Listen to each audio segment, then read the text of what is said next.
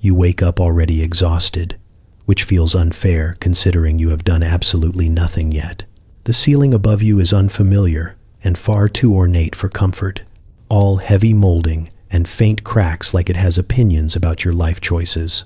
The bed is narrow, stiff, and layered in enough fabric to qualify as a minor architectural feature. Whatever you are wearing is not pajamas. It is a commitment.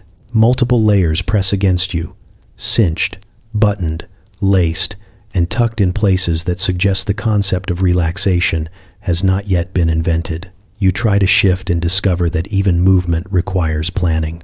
The air hits you next. It is thick, warm, and faintly judgmental, like it has been watching you sleep and is unimpressed by the performance. It smells of coal smoke, old wood, soap that tried its best, and something vaguely organic that refuses to explain itself. Each breath feels curated by a committee that voted against freshness. You inhale anyway, because stopping does not seem like an option, and immediately understand why people of this era speak so little. Oxygen is a limited resource and should not be wasted on enthusiasm. You sit up slowly, the way someone does when they suspect reality might wobble if rushed. The clothes shift with you, producing a soft chorus of fabric noises, rustles and creaks and the subtle whisper of starch. This outfit was not chosen, it was imposed. There is a collar involved, which feels personal. It presses lightly against your neck, reminding you to stand straighter, think cleaner thoughts, and possibly apologize to someone you have not met yet. Your feet find the floor and recoil. The wood is cold and slightly tacky, like it remembers too many previous mornings. You glance around the room, taking in furniture that looks solid enough to survive a war and uncomfortable enough to win one. Everything is dark, heavy, and serious. Chairs sit upright, proud of their discipline. A wardrobe looms nearby like it contains both clothing and secrets. Nothing here is soft by accident. Somewhere outside, the city clears its throat. You hear wheels on stone, a distant shout, the clop of a horse doing its best.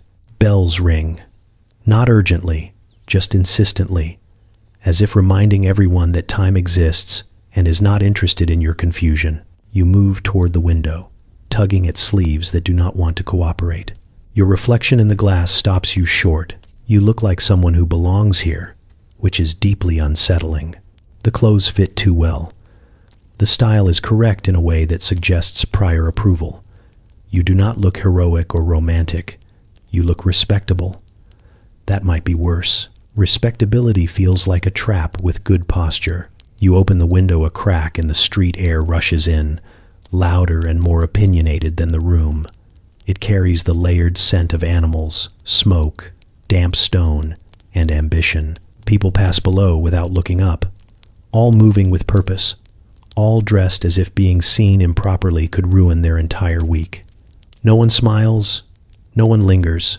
This is a city that believes idleness leads directly to moral collapse.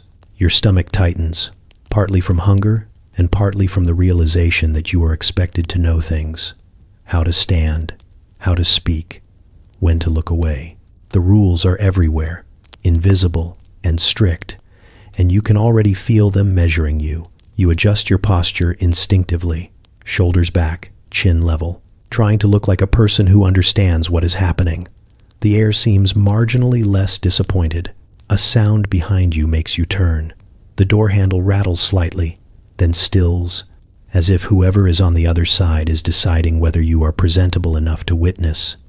You clear your throat, testing your voice. It sounds fine, polite, normal. That almost worries you more. You take another breath, shallow but determined, and smooth the front of your clothes. The fabric resists, crisp and unyielding. This is not a world that adapts to you. It expects compliance, quietly and immediately. Whatever comes next will require restraint, observation, and an impressive tolerance for discomfort. You are awake now, properly awake, and the century is watching, waiting to see if you will rise to its expectations or politely fail trying. You take a careful look around the room, the way someone does when they suspect the walls might be listening, because honestly, they probably are. Nothing here suggests solitude is a right. At best, it is a temporary privilege granted by architecture that has not yet been informed of its duties. The room is not small, but it is efficient in an unsettling way. Every object seems placed to observe you. The bed faces the door. The chair faces the bed. The mirror faces everything and judges silently. You become aware of how much noise you are making just by existing. Fabric shifts when you breathe. Floorboards respond to your weight with a tired creak, like they have already decided how your day is going to go. Even standing still feels noticeable. You lower yourself into the chair by the window and immediately regret the decision, not emotionally, but physically. The seat is firm, aggressively so, as if softness would encourage dangerous ideas like relaxation or self-reflection. This chair does not want to know you. It wants to correct you. The concept of comfort here is clearly suspect. Anything too pleasant would raise questions. Why are you at ease? What are you hiding? You glance back at the bed, now aware that its stiffness was not a flaw but a moral stance. This is furniture that believes suffering builds character. You are beginning to understand why everyone walks around looking so upright and tired. Your eyes move to the walls, which are covered in patterned paper designed to distract you from the fact that it is probably hiding something structural. The pattern repeats endlessly, a polite visual hum meant to keep your thoughts contained. There are no personal touches, no photographs, no mess. This room belongs to someone who believes individuality should be expressed quietly, if at all, and preferably in a diary no one reads. You stand again, testing the space, and discover that nothing is quite where your body expects it to be. The table is just a little too low. The wardrobe door opens with a sigh, revealing rows of clothing that all look equally serious. Dark fabrics, sensible cuts. Everything hangs with the weight of responsibility. You touch one sleeve and feel the stiffness of starch, the faint scratch of wool. These clothes are not here to serve you. They are here to keep you in line. You notice the absence of locks. The door has a latch, yes, but it feels symbolic, more a suggestion than a barrier. Anyone could enter, at any time. The assumption seems to be that if someone does walk in on you, it will be your fault for existing improperly. Privacy, you realize, is not enforced by objects here. It is enforced by manners. People do not intrude because it would be impolite, not because they cannot. That somehow makes it worse. You imagine trying to change clothes, bathe, or simply think without an audience. And the idea feels faintly scandalous. Somewhere in this house, there are other people moving about, aware of you in the abstract, prepared to acknowledge your presence the moment you make a sound. Silence is your only shield. Even then, it is thin. You drift toward a small washstand tucked into the corner, where a bowl, a pitcher, and a towel await. This, apparently, is bathing. You stare at it, trying to reconcile the expectation that you will perform personal hygiene using an amount of water normally reserved for rinsing fruit. The towel is coarse. The soap smells determined. Comfort is clearly not the goal. Adequacy is. A sudden knock at the door makes your spine straighten before your mind catches up. It is not loud. It does not need to be.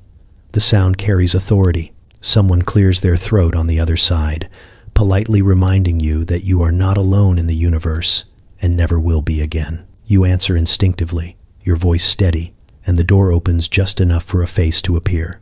Neutral, observant, respectful, but only because you have not yet given a reason not to be. The interaction is brief, efficient, and oddly intimate, given how little is said. When the door closes again, you exhale, only then realizing you had been holding your breath. You return to the center of the room, suddenly aware that every inch of space has expectations attached to it. Where you sit, how you stand, how long you linger. Comfort, you now understand, is something you earn later, possibly in another life.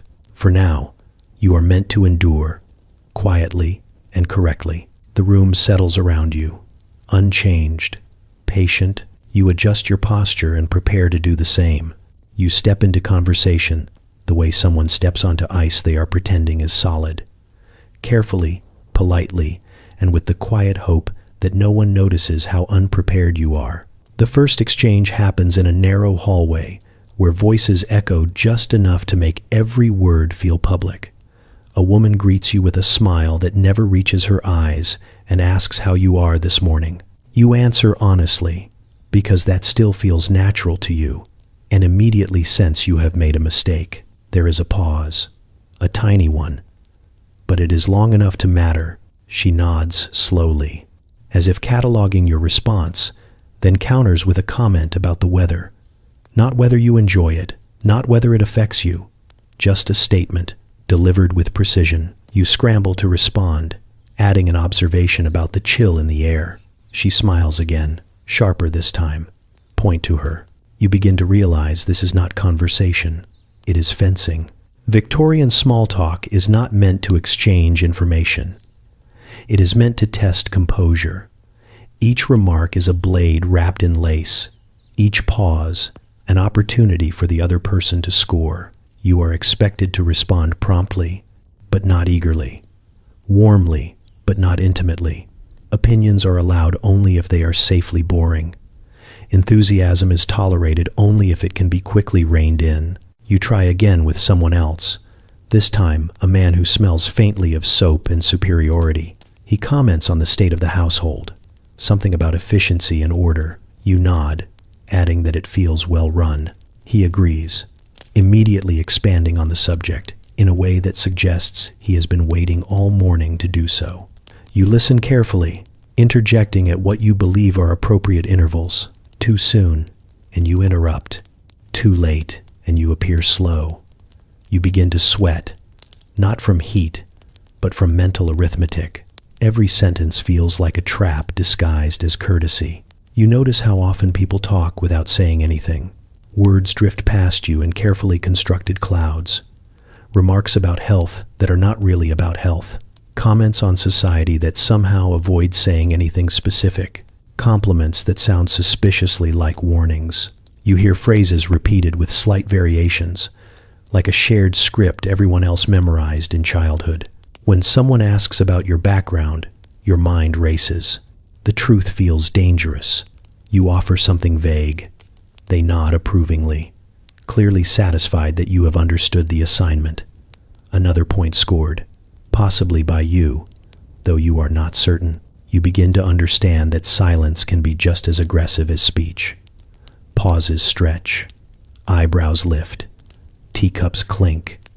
Someone clears their throat and suddenly the focus shifts.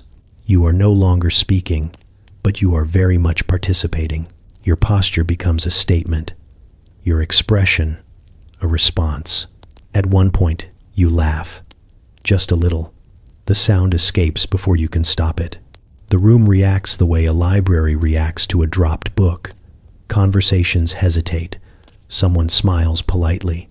Another person pretends not to notice. The laughter is not inappropriate exactly, but it is unguarded, and that makes people uneasy. You quickly follow it with a comment about how amusingly predictable things can be, which seems to smooth the moment. You make a mental note. Humor must be self-correcting. You watch others closely now, studying their techniques, how they pivot away from personal topics, how they compliment without committing, how they maintain interest while revealing nothing. This is not friendliness. It is endurance with eye contact. The winners are the ones who can speak the longest while feeling the least. By the time tea is served, you are exhausted in a way that feels undeserved. Your cup is placed precisely. You thank the person who hands it to you, careful to match their tone. Someone remarks on the quality of the tea. You agree. Someone else agrees with your agreement. The chain continues, smooth and relentless. You realize that this is how status is maintained, not through volume or force, but through flawless conversational balance. Say too much and you expose yourself. Say too little and you invite suspicion. The ideal amount is just enough to prove you belong, without risking proof that you do not. A woman across from you meets your eyes and offers a small, knowing smile. For a moment, you feel seen. Then she asks whether you have found the season agreeable so far. You answer perfectly. Only later do you realize you have no idea what season it is. You decide that the fastest way to understand this world is to ask questions, which feels reasonable, until it immediately proves to be a terrible idea. It starts small, innocent. You ask where something is kept, not demandingly, just curious, lightly phrased. The person you ask pauses, eyes flicking to your face as if checking for hidden intentions. They answer eventually, but with a layer of clarification you did not request, followed by a polite remark about how things have always been arranged. You thank them and move on. But the air around you tightens slightly, as if you have leaned too hard on a fragile surface. You try again later, this time with a different person, a different setting, and what feels like a safer question. You ask why a particular room is closed. The response is not an answer. It is a story, a meandering, careful explanation that circles the subject without landing on it, padded with social commentary and historical asides. By the time it ends, you have learned nothing about the room and a great deal about how uncomfortable your question made everyone nearby. That is when it clicks. Questions here are not requests for information. They are declarations of intent. Direct questions imply impatience. Impatience implies dissatisfaction. Dissatisfaction implies moral instability. The logic is flawless and exhausting. You are expected to already know most things, or at least behave as if you do. If you do not, the correct response is to observe quietly until the knowledge arrives on its own, preferably without inconveniencing anyone. You test this theory cautiously. Someone mentions an upcoming event in passing, vague but suggestive. You want details, you want dates, expectations, clothing requirements, survival tips. Instead, you nod thoughtfully and say something neutral. The relief in the room is immediate. No one tenses, no one shifts their weight. You have done it correctly. Ignorance, you learn, must be worn confidently. Later, you forget yourself. It happens during a conversation that feels almost comfortable, almost. Someone references a person you have never heard of and assumes you know exactly who they mean. You ask, softly, who that is. The silence is surgical. It does not explode. It does not dramatize. It simply exists, heavy and precise, long enough for you to understand that you have broken something invisible. Someone clears their throat. Another person smiles too quickly. The original speaker recovers by redefining the question as rhetorical and moves on, sparing you further embarrassment through a mercy that feels suspiciously like correction. After that, people watch you more closely, not unkindly, just attentively. You have been flagged as someone who might ask things. You begin to notice how information actually travels, not through inquiry, but through implication.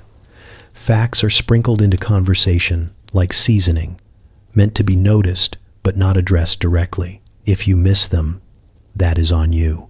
If you acknowledge them too eagerly, that is also on you.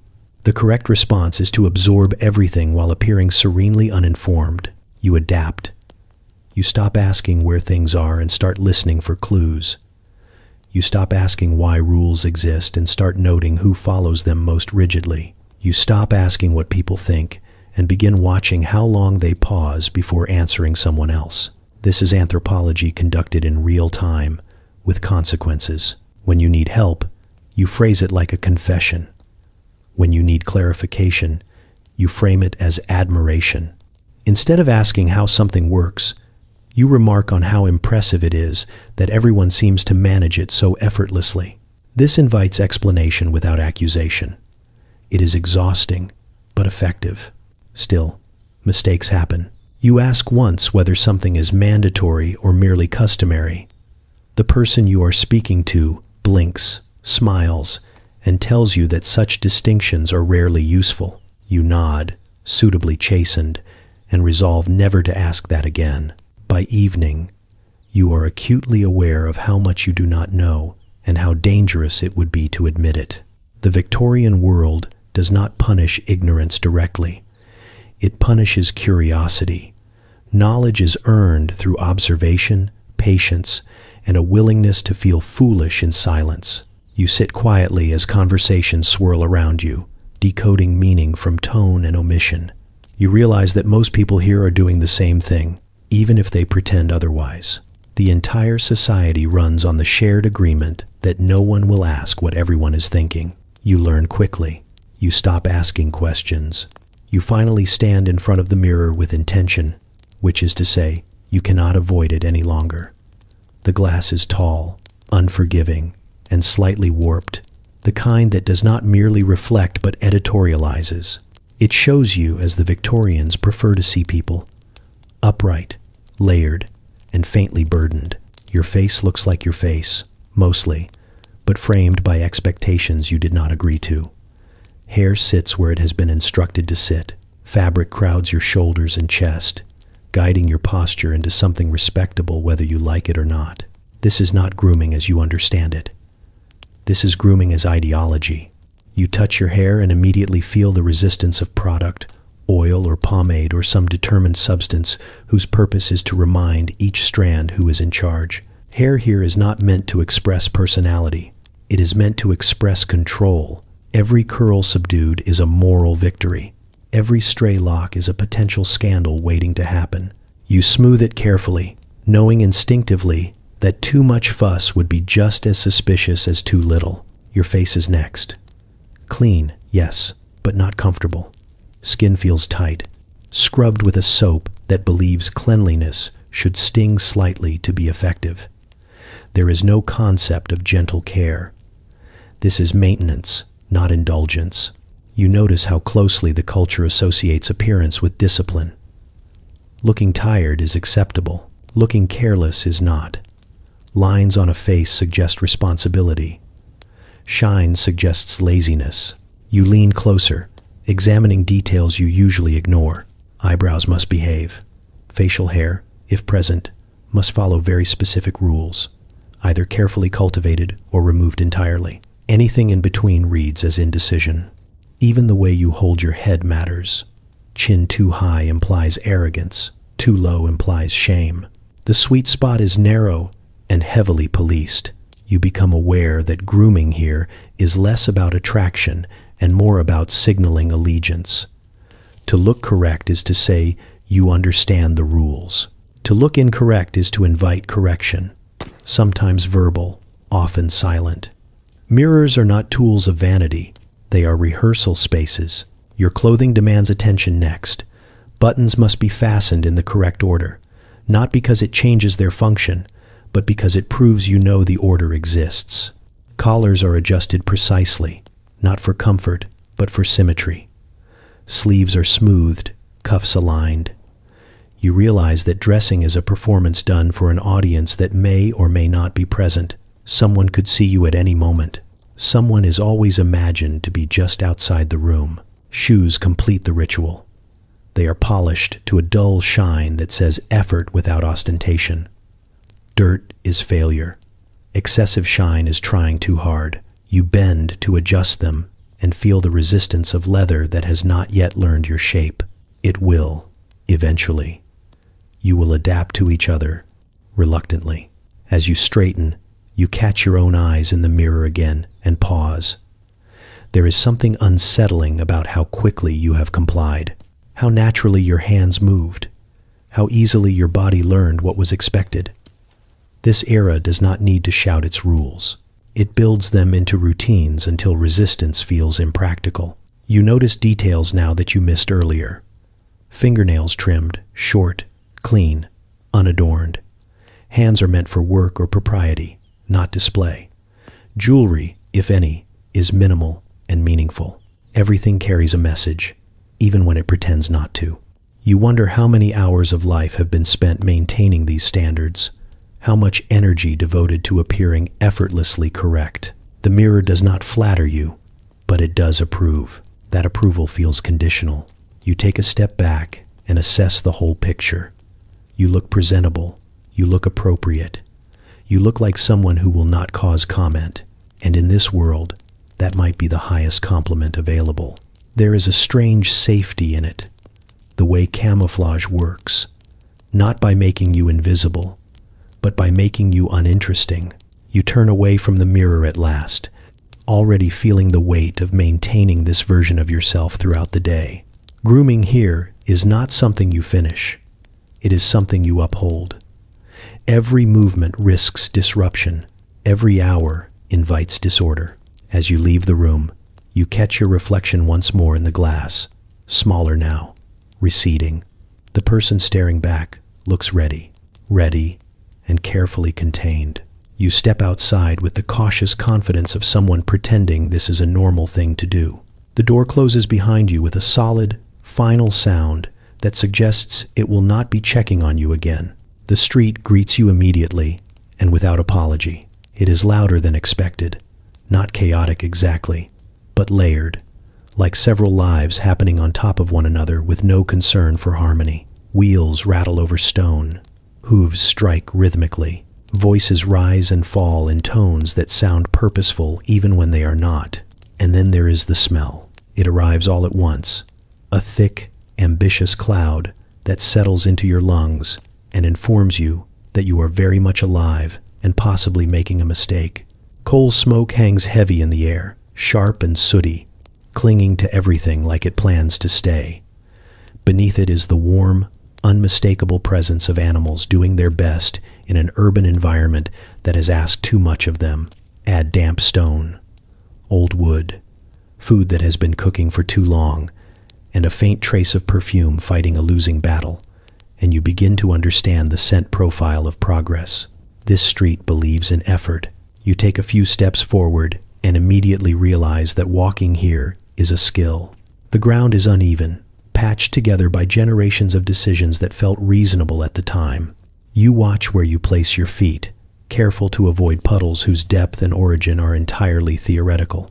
Your shoes are already at risk, and you have only just arrived. People move past you with practiced urgency. No one strolls, no one meanders. Everyone appears to be going somewhere important, even if that somewhere is simply away from wherever they currently are. They dress with intention, layers of fabric swaying and brushing as they pass, each outfit signaling class, occupation, and personal tolerance for discomfort. You notice how rarely eyes meet. Attention here is a resource to be rationed. A cart rumbles by, piled high with goods that smell like effort and compromise. The driver flicks the reins with casual authority, shouting something that sounds both polite and threatening. You flatten yourself instinctively against the edge of the walkway, earning a brief nod from a passerby that feels like approval. You are learning already. The buildings loom close, tall and serious, pressing in on the street as if trying to overhear conversations. Windows stare down from above, some curtained, some bare, all suggesting that someone is watching even if they are not. Laundry hangs overhead in defiant lines, fluttering slightly, carrying the combined scent of soap and city. It does nothing to improve matters, but the attempt is noted. You pass a shop window filled with objects you do not understand, but suspect you are supposed to admire. Everything looks sturdy, practical, and faintly judgmental. There is no excess here, without purpose. Even luxury wears a sensible expression. A man inside polishes something metal with intense focus, as if cleanliness itself is a form of ambition. Children dart past, surprisingly agile, navigating obstacles with ease born of necessity. They look older than they are and younger than they should be, faces smudged, eyes alert. You catch a glimpse of a woman calling after them, her voice sharp but familiar, like this has happened every day forever. As you walk, the street reveals its contradictions. There is innovation here, steam and steel, and the promise of something better just around the corner. There is also decay, quietly tucked into corners, accepted as part of the bargain. Progress, it seems, comes with conditions, and no one is pretending otherwise. You pause at an intersection and hesitate, unsure which direction is correct. The street does not help you. It does not offer signs or guidance. It expects you to know, or at least to choose confidently. You pick a direction and commit, hoping decisiveness counts for something. A sudden whistle and the rush of movement snap your attention sideways as another cart barrels past, close enough that you feel the air shift. Your heart jumps, then settles. No one reacts. This happens all the time. Fear here is managed internally. As you continue, you realize that the street is not hostile. It is indifferent. It rewards awareness, punishes carelessness, and keeps moving regardless of your feelings. It smells like ambition because everyone here wants something, and like poor decisions because many of them did not get it the first time. You adjust your pace, fall into the rhythm, and keep going. The city accepts this.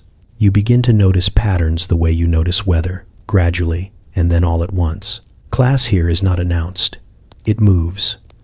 It glides past you in polished shoes and measured steps, or hustles by with bent backs and quick eyes.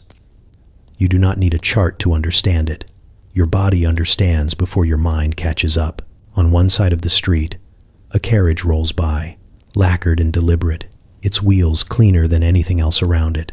The horses are well fed, glossy, patient. Inside, someone sits unseen, protected by curtains and assumptions.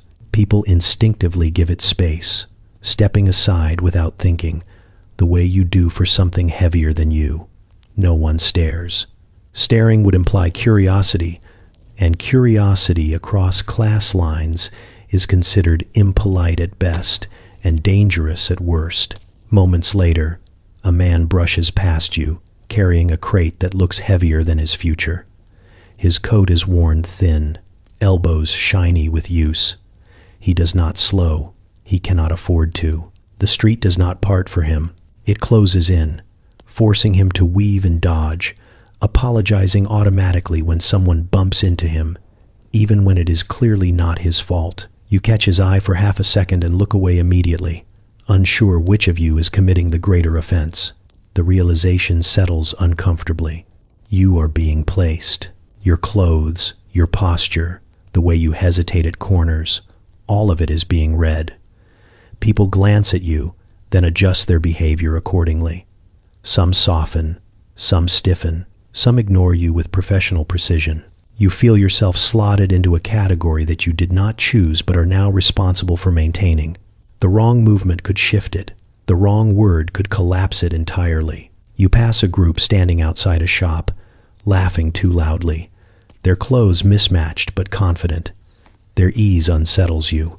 They are not performing respectability. They do not need to. Their class allows for volume, for mess, for public existence. A woman nearby watches them with tight lips, her disapproval clear but impotent. She will never speak to them. They will never notice her. Further along, you catch sight of a man stepping carefully through the street, his coat immaculate, his gloves pristine despite the environment's best efforts. He does not look at the ground when he walks. He looks ahead, as if the street should accommodate him. It does. People shift subtly, unconsciously, clearing a path. Authority here is quiet, assumed, and terrifyingly effective.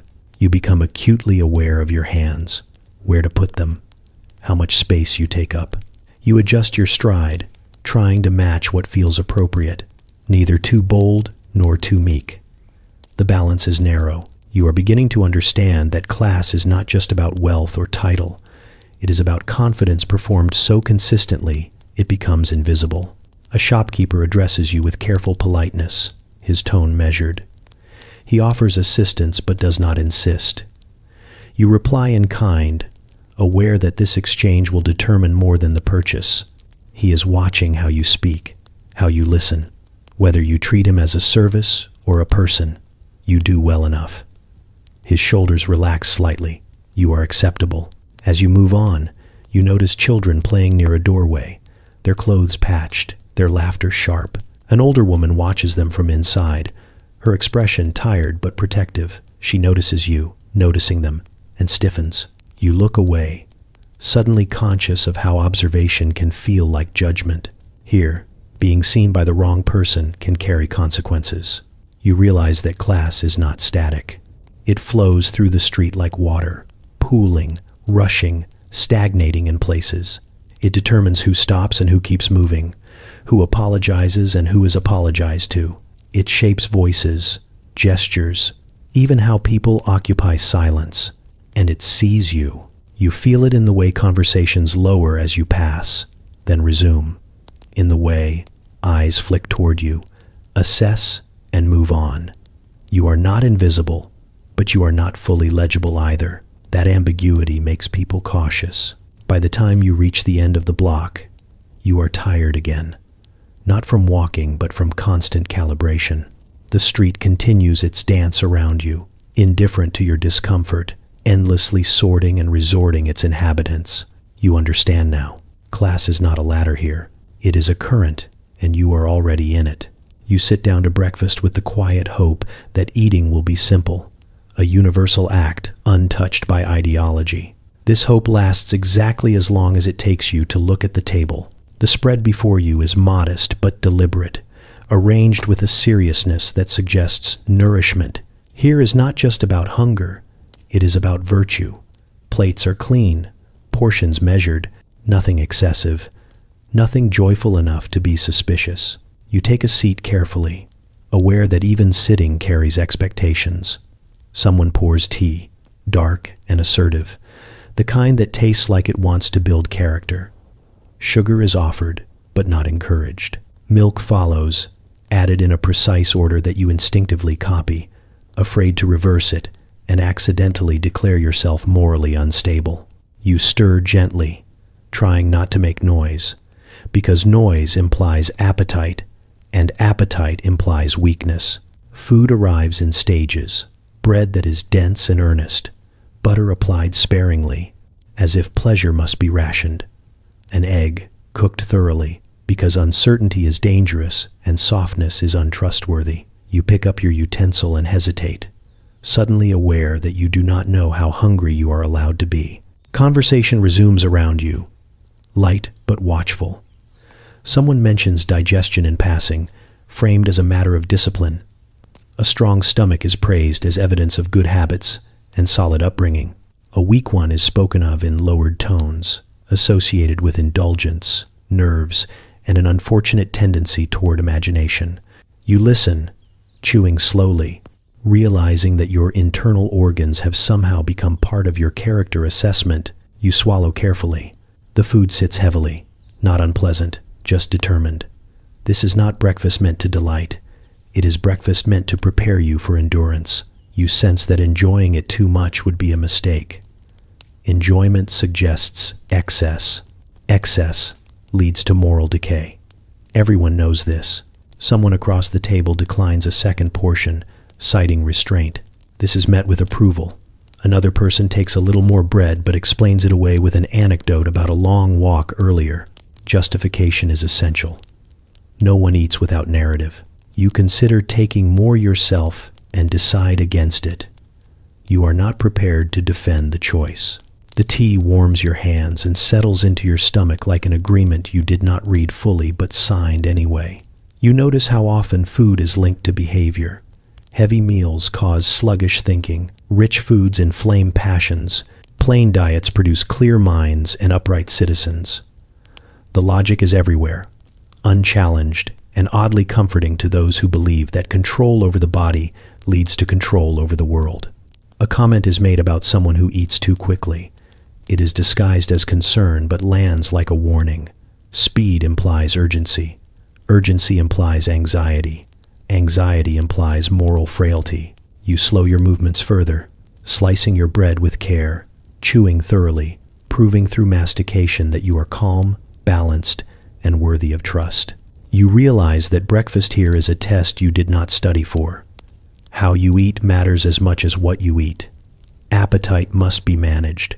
Preferences must be hidden. Complaints must be swallowed along with everything else. Even hunger is suspect if it arrives too loudly. Someone asks if you slept well. You answer politely. They nod and remark that good rest supports digestion. Everything supports digestion. Sleep, posture, thoughts, emotional restraint. The body, in this worldview, is a machine that reflects the soul's discipline. If it falters, it is because you allowed it to. You finish your plate and place your utensils down neatly, parallel, signaling completion without satisfaction. There is a moment of quiet approval, subtle but real. You have eaten correctly. No one congratulates you. That would be excessive. As the table clears, you feel both full and strangely unsatisfied, not just physically, but existentially. Breakfast has been consumed, but desire has not been acknowledged. You wonder how many meals are eaten this way, carefully, dutifully, with hunger treated as something to be managed rather than understood. Rising from the table, you feel the weight of the food settle, grounding you in the present. This is not indulgence, it is fuel. It is preparation. It is another small way the Victorian world reminds you that even the most basic human needs come with rules, and that digestion, like everything else, is a reflection of who you are allowed to be. You leave the table composed, upright, and quietly aware that somewhere deep inside, your stomach is being judged. You encounter Victorian medicine the way one encounters a suspicious puddle, slowly, unwillingly, and already aware that this will not end well. It begins with a comment, casual and almost kind. Someone notices you look a little pale. Pale, you learn, is not a descriptor here. It is a diagnosis. Before you can explain that you are simply adjusting to the century, the word doctor is mentioned, and suddenly your fate is being discussed as if you are a mildly interesting object. The doctor arrives with confidence that borders on enthusiasm. He carries a bag that looks heavy with authority and questionable decisions. His clothes are immaculate. His hands are clean. His eyes are bright in a way that suggests he enjoys this. He greets you warmly, asks very little about how you feel, and a great deal about how you have been behaving. Sleep, appetite, thoughts, moods, everything but pain. Pain, it seems, is assumed. He listens to your chest with a device that feels more symbolic than effective. He taps, prods, nods thoughtfully. You say a word or two about feeling out of place, and his expression brightens as if you have just confirmed a theory. Nerves, he says. The word lands with weight. Nerves explain everything. Fatigue, anxiety, confusion. The fact that you have woken up in the wrong century is, apparently, a nervous condition. He asks about your digestion. Of course he does. You answer carefully, remembering breakfast and its moral implications. He seems pleased, a good sign. He explains that many ailments originate in the stomach, which is both impressive and alarming given how little else he seems concerned with. You mention the air feels heavy. He agrees and suggests fresh air, followed immediately by avoiding drafts, dampness, exertion, excitement, and strong emotions. The list grows. You wonder what is left. Treatment is proposed, not discussed. Proposed implies choice. This is more of a presentation. There is talk of tonics, possibly leeches, though he says it kindly, as if introducing a pet. Bleeding is mentioned in the same tone one might use for trimming hair. You nod along, trying to look cooperative while quietly reviewing your life up to this moment. He produces a bottle containing something dark and herbal. It smells powerful, not pleasant, just determined. He assures you it will calm the system. Everything is about calming the system. You take a small sip and feel your mouth go numb in a way that suggests this substance has seen things. He watches closely, satisfied, as if observing an experiment that has already been approved. You ask, gently, what exactly is in it? He smiles, a little indulgent, and says it is best not to overthink these matters. Faith in treatment is part of recovery. Doubt weakens the effect. You decide not to ask about side effects. You suspect they would be framed as character flaws. As the visit continues, you notice how little medicine here separates the body from the soul. Illness is not just something that happens. It is something you participate in.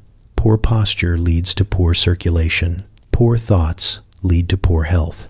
A troubled mind disturbs the humors. Everything is connected in a way that feels comprehensive and vaguely threatening.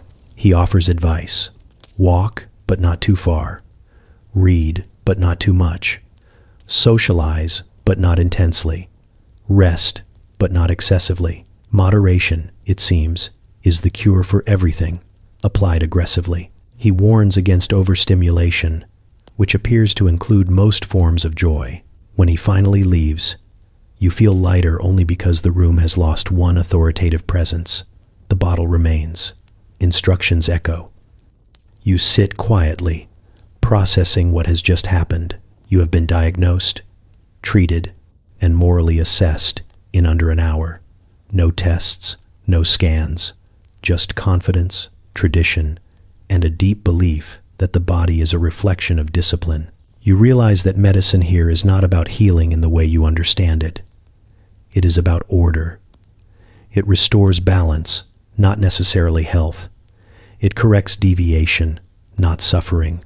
To be ill is to be out of alignment with expectations, and treatment is designed to nudge you back into place.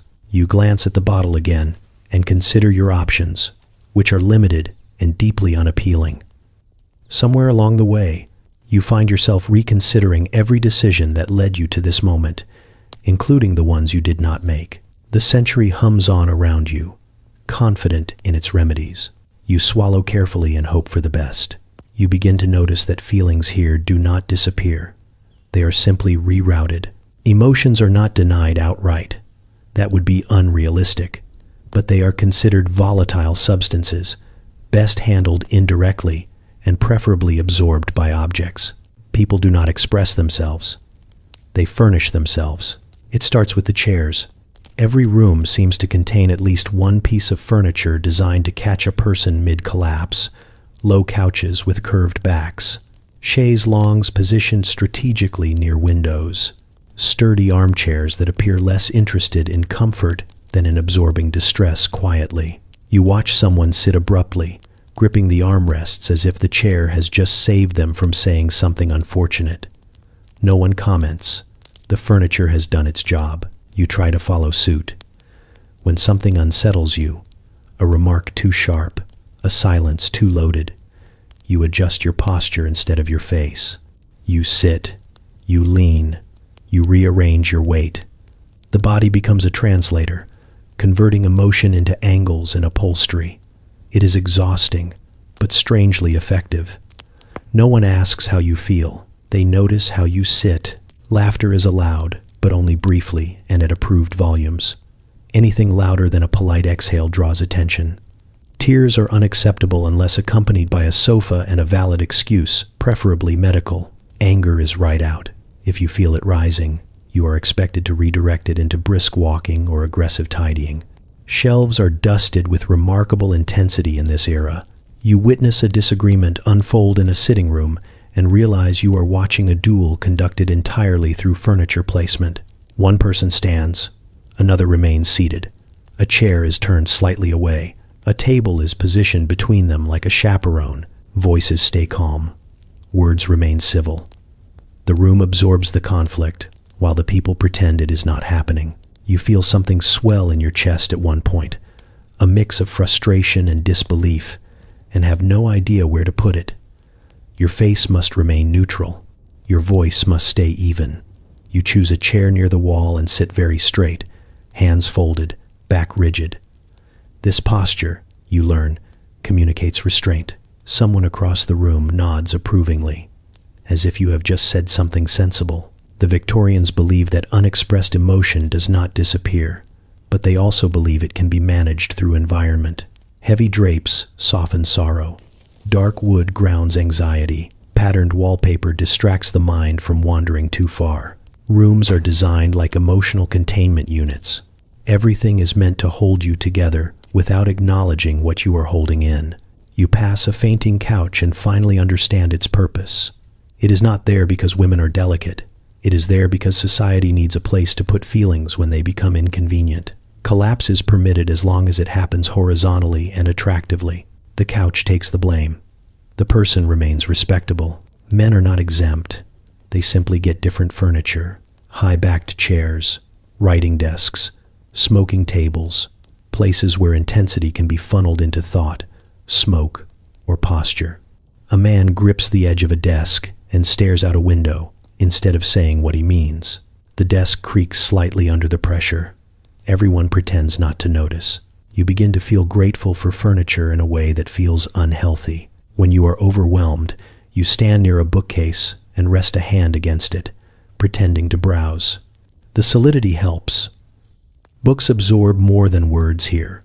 They absorb restraint. When you are tired, you choose a chair with arms, signaling that you are containing something heavy.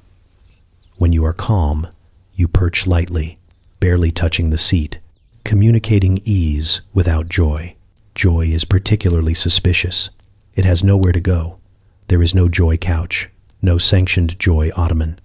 Happiness must be kept small, expressed through mild smiles and brief remarks about pleasant weather. Anything more threatens the balance. At one point, you feel the urge to speak plainly, to say what you think. The thought alone makes you glance around for a table to lean on. You catch yourself and instead adjust a cushion that did not need adjusting. The urge passes. The room exhales. By the end of the day, your body aches from the effort of feeling without showing. Your emotions feel real, but distant, as if stored elsewhere, possibly in the upholstery. You sink into a chair at last, allowing it to take the weight of everything you did not say. The chair accepts this without judgment. You begin to understand that the most important conversations here happen without words. They occur in glances that last a fraction too long, in backs held just a little too straight, in silences that are not empty but carefully shaped. No one explains this to you. You learn it the way people learn gravity, by misjudging it once and feeling the consequences immediately. Eye contact is the first lesson, and it is a delicate one. Too much, and you are challenging someone. Too little, and you are hiding something. The correct amount depends entirely on who is speaking, who is listening, and where each of you stands in the invisible hierarchy humming beneath the room. You find yourself counting heartbeats without meaning to. 1. Acknowledge. 2. Respect. 3 is dangerous territory. You watch others closely now. When someone of status speaks, eyes lift briefly, then lower, signaling attention without intrusion. When equals converse, glances meet and separate rhythmically, like dancers who know the steps by instinct. When someone below you speaks, and you are still adjusting to the idea that this happens, eye contact becomes a gift you must ration carefully. Too generous, and you encourage familiarity. Too sparse, and you announce disdain. Posture follows, an extension of the same language. Bodies here are never accidental. Shoulders back, but not rigid. Chin level, but not elevated. Weight distributed evenly, as if imbalance might suggest moral instability. You catch yourself slouching once and correct it immediately, the movement sharp enough to draw a glance. No one says anything. They do not need to. You feel the correction settle into your muscles like a reminder. Sitting carries its own rules. Leaning forward shows interest, but only briefly. Lean too long, and you appear eager. Reclining suggests comfort, which is rarely appropriate. Crossing your legs depends on gender, context, and who else is present. You choose carefully, adjusting when someone enters the room, as if your body is a piece of furniture being rearranged to suit the occasion. Then there is silence. Silence here is not absence. It is strategy. You learn that speaking too quickly suggests nervousness or a desire to fill space that does not belong to you. Pauses are powerful. They allow others to project meaning onto you, which is often safer than providing meaning yourself. You practice letting moments stretch, resisting the urge to clarify or soften what has already been said. It feels unnatural at first, like holding your breath underwater, but eventually you realize the silence is doing work on your behalf. You watch someone make a cutting remark, mild in tone but sharp in placement. The response is not verbal. It is a pause, followed by a slight shift in posture and a glance toward the window. The room understands. The comment has been acknowledged and dismissed without escalation. You file this away as a masterclass. When you speak, you begin to measure your volume. Loud enough to be heard, soft enough to be controlled. Emphasis is subtle. Strong feelings are suggested through phrasing, not force. You find yourself choosing words that can survive being ignored. This is not pessimism. It is preparation. You make a mistake one afternoon, holding someone's gaze a beat too long. It happens during a conversation that feels comfortable, which should have been your first warning. The other person stiffens almost imperceptibly, their smile tightening, their eyes sharpening. The moment passes, but the air shifts. You have crossed a line you did not see. For the rest of the exchange, they maintain a polite distance that feels colder than open disapproval. You do not do that again. Gradually, these rules begin to feel less foreign. Your body learns before your mind does. You adjust your stance when entering rooms. You pause before responding. You let silence speak where words would complicate things. It is not that you feel less. It is that you express feeling through restraint. There are moments when you long for directness, for the relief of saying exactly what you mean and letting it land wherever it may. But you also see what happens to those who try. They become topics. Whispers follow them. Invitations thin out. They are not punished loudly. They are corrected socially, which is far more efficient. One evening, you catch your reflection in a mirror across the room while standing among others. You look composed, attentive, present. Your eyes move with intention. Your posture holds. You are participating fully without revealing anything unnecessary. It occurs to you then that you have learned the rules well enough to disappear inside them. The silence around you approves. Work begins before you feel ready for it, which appears to be the point. The day does not ease into motion here. It asserts itself. Bells ring, doors open, bodies move with purpose, and you are expected to already be aligned with the rhythm, as if sleep were a personal indulgence you should apologize for. No one asks if you are rested. That would imply rest is desirable. You quickly learn that being tired is not a condition. It is a credential. People speak of long hours the way others speak of achievements. Someone mentions how late they stayed up working the night before, not with complaint, but with a quiet pride that hangs in the air waiting to be acknowledged. It is acknowledged. Nods follow. Respect is earned. Another person casually references skipping a meal to finish a task. This is met with approval so subtle it feels ceremonial. You consider mentioning that you feel alert and immediately decide against it. The work itself is relentless but rarely urgent. Tasks move forward steadily, methodically, with an emphasis on consistency rather than efficiency. Speed would imply impatience. Innovation would imply dissatisfaction with established methods. Both are dangerous. You are encouraged to work thoroughly, carefully, and for as long as it takes, even if no one is quite sure what it is taking you toward. Joy, you discover, has no place here. Or rather, it has a place, but it is small and carefully monitored. A mild sense of satisfaction is acceptable, preferably expressed through a brief comment about having done one's duty. Anything resembling enthusiasm is suspicious. Enjoying your work too much suggests you are not taking it seriously enough. Enjoying it too little suggests weakness. The balance is narrow and exhausting. You watch people work with expressions that suggest endurance rather than engagement. Brows furrowed, lips pressed, bodies leaning forward as if effort itself must be visible to count. When someone stretches or shifts too often, eyes flicker toward them. Comfort is not forbidden, but it must be earned, and even then, it should look accidental. Breaks exist, technically. They are short, quiet, and purposeful. Tea is consumed not as pleasure but as reinforcement. Conversation during these moments is restrained, focused on tasks, schedules, and the admirable difficulty of everything involved. Someone laughs once, quickly, then glances around as if checking whether that was appropriate. It was not repeated. You begin to understand that exhaustion functions as a kind of moral proof.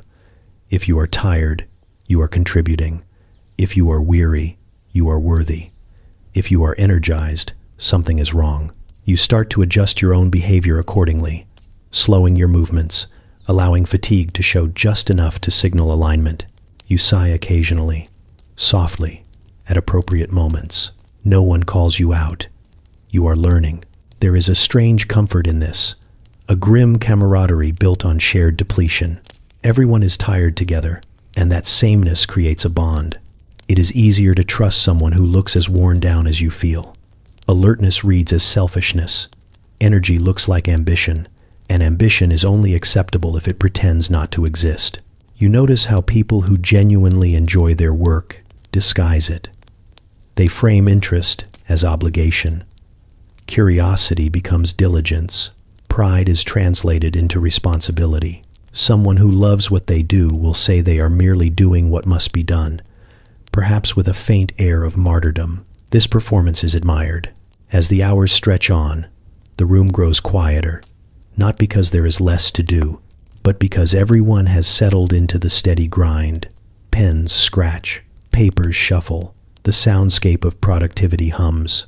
You feel time pass not in minutes, but in posture. Shoulders ache, backs stiffen. This is how the day marks you. At one point, you catch yourself smiling at the satisfaction of completing a task. It is brief, reflexive.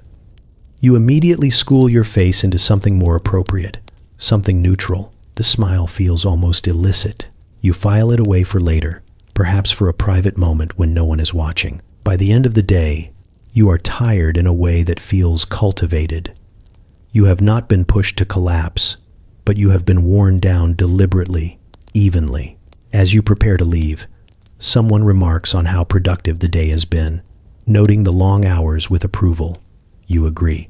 This is expected. You step out into the fading light, carrying more than the weight of the work itself. You carry the understanding that here, labor is not just a means of survival. It is a performance of worth. Exhaustion is the applause. And joy, if it appears at all, must learn to hide. You learn the rules before anyone explains them, which is how rules prefer to be learned here. They appear in the way people pause when you speak, in the subtle recalibration of a room when you enter it, in the expectations that arrive, fully formed, and do not ask for your opinion. Gender is not discussed as a concept. It is treated as weather, constant, unavoidable, and somehow your responsibility to dress for. If you present as a man, you are expected to be steady, decisive, and faintly exhausted at all times. Emotion is permitted, but only in small, well-contained doses and preferably translated into industry. If you appear thoughtful, that is admirable. If you appear sensitive, that is tolerated only if it produces something useful. You are allowed authority, but not softness, unless it is directed downward and framed as benevolence. If you present as a woman, the rules multiply. You are expected to be agreeable without being dull, intelligent without being threatening, and expressive without being honest. Your presence must smooth the room, not disrupt it. Opinions are acceptable if they arrive gently and leave quickly. Confidence is admired as long as it never forgets to apologize for itself. You notice how conversations adjust around you depending on which box you seem to occupy. Compliments change shape. Expectations shift. Even silence means something different. When you speak, the weight of your words is measured not just by content, but by whether you were meant to speak at all. You test the boundaries without meaning to. A comment lands slightly off. A joke arrives too directly. The response is immediate and invisible. Someone redirects the conversation. Someone smiles too tightly. The moment passes, but you feel it register. The room has made a note. There is no clear punishment for stepping outside your assigned role. That would be crude. Instead, there is correction through atmosphere. Warmth cools. Attention drifts. Opportunities quietly rearrange themselves away from you. You learn quickly that agreement is less important than alignment. You do not have to like the rules. You simply have to move with them. Clothing reinforces everything. Fabrics, cuts, and colors communicate intentions you did not realize you were announcing. You become acutely aware of how much meaning is stitched into every seam. Too bold suggests defiance. Too plain suggests neglect. Everything must signal that you understand the expectations and are cooperating with them, even if only outwardly. You observe others navigating this with practiced ease. Some lean into their roles so fully it becomes a kind of armor. Others bend them just enough to breathe. A few attempt outright resistance, usually quietly, usually at great personal cost. Their names are spoken less often, their paths narrow. What unsettles you most is how little malice seems involved. People are not enforcing these roles with cruelty. They are enforcing them with habit, with comfort, with the calm certainty that this is simply how things are done. The system persists not because everyone believes in it, but because everyone is tired of fighting it. You catch yourself adjusting your behavior instinctively, lowering your voice, softening your language, standing differently. You tell yourself it is temporary, strategic, a way to survive. And maybe it is, but the ease with which it happens unsettles you. There is a moment when you realize that the rules apply whether you agree with them or not. You watch someone else step slightly out of line, just enough to be noticed. The response is swift and polite, a reminder framed as concern, a suggestion disguised as advice. They nod, thank the speaker, and fall back into place. The system hums on. At night, when you are alone, you replay the day's interactions and wonder how much of yourself you edited out without noticing. You consider what it would cost to stop editing. The calculation is not comforting. Still, there are small rebellions. A glance held a second longer than expected. A word chosen carefully but deliberately. A posture that signals more than it should. These moments are fleeting, but they exist. They are how people remind themselves they are still present inside the performance. By the end of the day, you understand that gender here is not just an identity. It is a script. You can improvise within it, but you cannot ignore it. The stage is too crowded, the audience too attentive. You adjust your costume, step back into the light, and continue the scene, aware now of exactly how much is being asked of you and how closely you are being watched as you give it. You expect childhood to feel softer than the rest of this world, a small mercy tucked inside an otherwise rigid system. It does not. It feels provisional, something to be managed efficiently until it can be replaced by usefulness. Children are everywhere, but rarely centered. They exist at the edges of rooms, perched on stools, standing too straight, hands folded with a seriousness that feels rehearsed. Their clothes mimic adult fashion in miniature, stiff fabrics, and tight collars that teach discipline before comfort ever enters the conversation. Even their toys look instructional, designed less for joy than for preparing small hands to one day hold tools, ledgers, or opinions no one asked for. You notice how quickly they are corrected, not harshly, not loudly, but constantly. Sit properly, speak clearly, do not interrupt, do not fidget. Curiosity is tolerated only when it is quiet and purposeful. Questions are allowed if they demonstrate intelligence rather than wonder. A child who asks why too often is gently steered towards silence, as if wonder itself might become a bad habit. Affection exists, but it is structured. Praise is measured. Touch is brief and symbolic.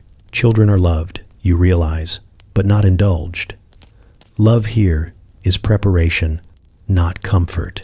Parents speak of their children's futures with a kind of anxious hope, already focused on what they will become rather than who they are.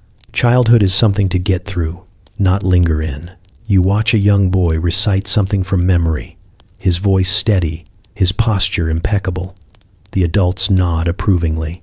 He beams for a moment, then reins it in, remembering himself. The smile fades to something more acceptable. You feel an odd ache at how quickly he learned that too much happiness draws attention. Girls are taught a different kind of restraint. They are praised for neatness, for politeness, for knowing when to be quiet. Their accomplishments are framed as pleasing rather than impressive. You see a girl correct her own posture without prompting, smoothing her dress as if she has already internalized the watching eyes of the room. No one comments. That is the point. Play happens, but it is supervised and purposeful. Games are orderly. Noise is contained. Laughter is brief. Children are encouraged to play in ways that mirror adult roles, pretending at work, at hosting, at responsibility. It is less escape than rehearsal. When a child grows too loud or imaginative, an adult intervenes gently, redirecting the energy into something more appropriate. You begin to understand that childhood here is not sacred, it is tolerated. A temporary inconvenience standing between birth and contribution. Children are expected to grow out of themselves quickly, to shed excess emotion and inefficiency as soon as possible. Innocence is not protected, it is managed. There are moments, though, when the cracks show. A child stares too long at something beautiful. A laugh escapes unexpectedly. A question is asked that cannot be redirected. In those moments, the adult stiffens slightly, unsure what to do with uncontained youth. The moment is smoothed over, but you can feel the discomfort ripple through the room. You find yourself wanting to intervene, to soften things, to kneel down and speak gently, to tell them there is no hurry. You do not. You have learned enough by now to know that unsolicited kindness can be disruptive. Instead, you watch, and the watching feels like complicity. At one point, a child looks directly at you, eyes curious and unguarded. For a brief second, there is no performance, just presence. It feels almost shocking. Before you can respond, an adult calls their name, and the moment vanishes. The child straightens, expression settling back into something composed and small. Later, you hear someone remark that children are best seen and not heard, said lightly, almost fondly. Others nod. It is not meant cruelly. It is meant efficiently. Noise interrupts order. Emotion complicates schedules. Childhood, left unchecked, might linger. As the day goes on, you realize that many of the adults around you never truly left this system. They learned early how to compress themselves, how to prioritize function over feeling. Childhood did not end. It was simply folded away and stored somewhere inaccessible. You wonder what happens to the children who resist, who remain loud or curious or tender longer than expected. You suspect you already know. They are corrected, shaped, or quietly sidelined until they learn. When evening comes, you pass a nursery room. Small beds lined neatly, children settling in with minimal fuss. They lie still, eyes open, as if sleep itself must be approached responsibly. A caretaker dims the lights and leaves without lingering. You stand there longer than necessary, feeling the weight of how quickly this world asks its youngest inhabitants to grow up, and how little space it leaves for them to be anything else. The invitation arrives with enough formality to make you feel like you should stretch beforehand. A social gathering here is not leisure. It is an endurance event disguised as hospitality. You prepare carefully, choosing clothes that signal effort without desperation, interest without eagerness. By the time you arrive, you already feel slightly fatigued, which turns out to be appropriate. The room is full before it feels welcoming. Chairs line the walls like witnesses. Small tables hold refreshments no one seems eager to consume. People cluster in conversational arrangements that look accidental but clearly are not. Each group hums at a controlled volume, a careful blend of politeness and performance. You step inside and immediately become aware of your posture, your expression, the angle of your head. The gathering has begun working on you. Introductions are swift and oddly formal. Names exchanged like credentials. You repeat yours more times than feels natural, each time adjusting your tone slightly to match the person in front of you. Too friendly would be presumptuous. Too reserved would be standoffish. You aim for pleasant neutrality and hope it holds. Conversation flows in short, deliberate bursts. Topics are safe: weather, travel, mutual acquaintances, events that happened far enough in the past to be non-threatening. Opinions are offered tentatively, then immediately softened, just in case. You watch people speak in layers, what they say, what they mean, and what they are careful not to say, all operating at once. Laughter appears on schedule. It rises briefly, then settles, like something released and quickly recaptured. Jokes are polite and require minimal commitment. No one laughs too long. No one laughs alone. You find yourself smiling reflexively, even when you are not entirely sure why. It seems easier than parsing the exact expectation in each moment. You move from group to group, guided by subtle cues you are learning to recognize. A pause opens, a shoulder turns, a glance invites. You step in, exchange remarks, then sense when it is time to withdraw. Lingering too long suggests neediness. Leaving too quickly suggests disinterest. Timing is everything, and you are always half a beat behind. Refreshments are taken sparingly. Eating too much would suggest hunger. Eating too little would suggest judgment. You sip something warm and bland, and note how often people use cups as conversational props, something to hold while deciding what to do with their hands. The food remains largely untouched, a symbol of abundance rather than enjoyment. At one point, you find yourself engaged in a discussion that feels almost genuine.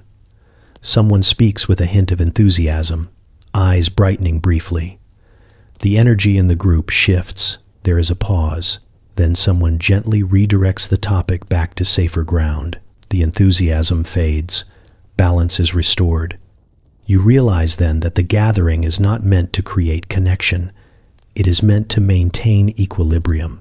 As the evening progresses, the strain becomes visible. Smiles tighten, shoulders stiffen. People begin to look slightly glazed, as if they have been holding themselves together for too long. You feel it too. A low-level exhaustion that has nothing to do with physical effort and everything to do with constant adjustment. You overhear fragments of conversations that suggest quiet competition. Who is doing well? Who is struggling?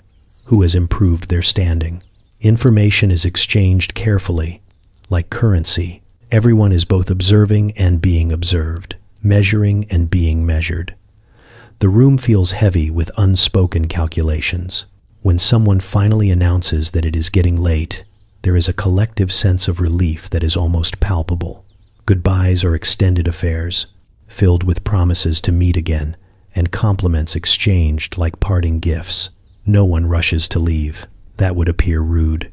Instead, departures unfold slowly, ceremonially. You step outside into the cooler air and feel your shoulders drop for the first time all evening. Around you, others exhale quietly, expressions softening now that the performance has ended. The tiredness you noticed earlier makes sense.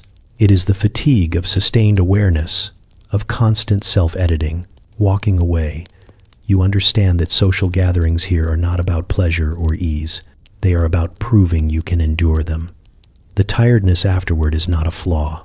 It is the evidence that you participated correctly. You do not hear the gossip at first. You feel it. It arrives as a change in temperature when you enter a room, as a pause that lingers half a second too long, as a look that skims past you and then returns with interest sharpened by prior knowledge. Something has moved ahead of you, and it is already settled in. You learn quickly that gossip here does not announce itself. It does not shout or laugh loudly. It whispers efficiently, passed from mouth to ear. With the intimacy of shared concern, it dresses itself as care. Have you heard? I worry. It is probably nothing, and with that, it takes root. The speed is impressive. Faster than letters, faster than trains. You could cross a city and still arrive behind the story that left before you stood up. It moves along drawing rooms, through servants, across tea tables and corridors, carried by people who swear they do not enjoy it and would never repeat it unless it felt important. It always feels important. You discover that facts are optional. Tone is not. A raised eyebrow does more work than evidence. A sigh can suggest entire chapters of implication. What matters is not what happened, but how it sounds when someone leans in and lowers their voice. The truth, once bent slightly, becomes remarkably flexible. At first, you think you are only an observer. You hear names spoken softly, followed by quick glances around the room. Someone's reputation is discussed the way one might discuss weather damage. Unfortunate, unexpected, such a shame. You nod, not because you agree, but because disagreement would require asking questions, and questions are dangerous. Then one afternoon, you realize the gossip has learned your name. It appears casually. Someone mentions you in passing, paired with an observation you do not remember making. The detail is small, harmless even, but it is wrong. You correct it lightly, smiling. The person waves it off with an apologetic laugh. Of course, probably a misunderstanding. But the correction does not travel with the same enthusiasm as the original story. You begin to notice how gossip reshapes people. Those touched by it grow careful. They speak less. They choose their words as if walking across thin ice. Invitations become selective. Warmth becomes conditional. No one confronts them directly. That would be unkind. Instead, they are quietly adjusted out of place. What hurts is not the cruelty. It is the calmness. Gossip here is rarely malicious in tone. It does not need to be. Its power comes from collective participation. Everyone adds a little, takes a little, and no one feels responsible for the final shape. By the time the subject notices, the story has already been agreed upon. You try to outrun it once. You clarify something openly, addressing the room with what you think is reasonable transparency. The effect is immediate and unfortunate. The silence that follows is thick, disapproving. Someone changes the subject. Later, you hear that you were defensive, that you seemed upset, that you made things awkward. The story grows. You realize then that the best way to survive gossip is not to fight it, but to starve it. Say less, react less, offer nothing that can be polished into rumor. This requires restraint, bordering on erasure. You begin to feel as though you are shrinking your presence to avoid leaving fingerprints. Even kindness can be dangerous. A friendly word to the wrong person becomes favoritism. A private conversation becomes secrecy. Motives are assigned retroactively, always with a hint of moral concern. People speak of behavior as if they are diagnosing an illness. They are not unkind. They are vigilant. There is an almost academic fascination with downfall. Not dramatic ruin, but small declines. A missed invitation, a cooler greeting, a chair no longer offered. Gossip excels at these subtle injuries. They accumulate quietly, leaving no clear wound to point to. You start to understand why people here guard their reputations like heirlooms. Once cracked, they cannot be repaired, only replaced with something less valuable. People reinvent themselves subtly, adjusting stories, reframing pasts, hoping the new version will take hold before the old one resurfaces.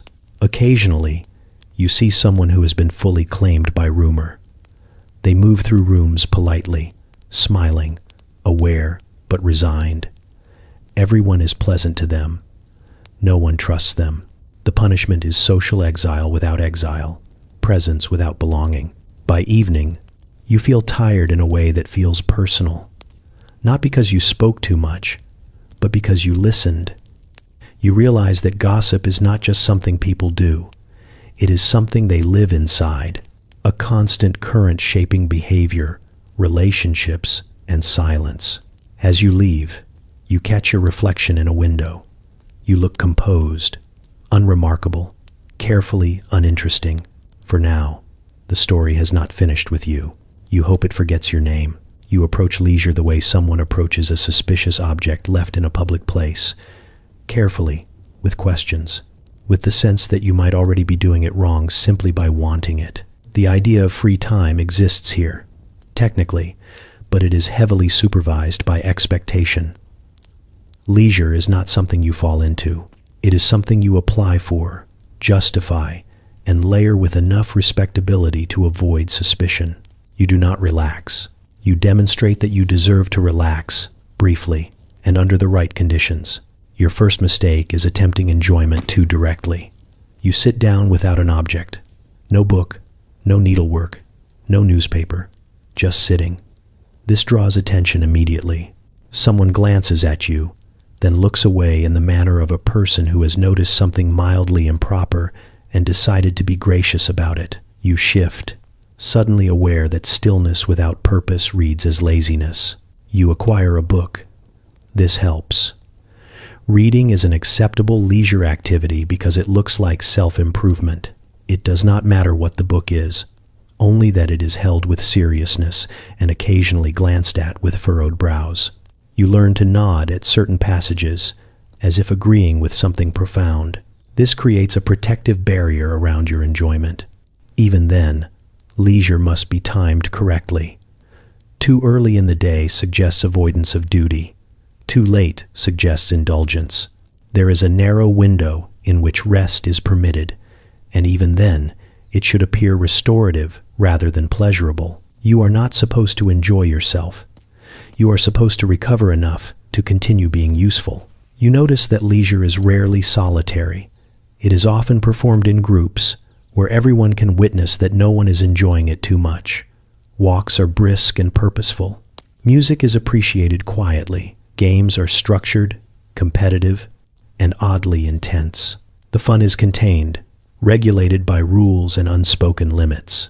You attend something labeled as an entertainment and realize it requires preparation, proper clothing, proper demeanor, proper reactions, applause at the right moments, laughter when appropriate, silence when required. Leisure here is participatory labor. You are expected to work at having a good time. There are layers to it. The outer layer is respectability. You must always appear refined, even while relaxing. Beneath that is productivity. Leisure should contribute to health, intellect, or social standing. Beneath that is restraint. Any joy that slips through must be quickly managed, tucked back into something acceptable. You watch others who have mastered this art. They smile faintly. They comment thoughtfully. They never seem fully present, as if part of them is always monitoring the experience from a distance.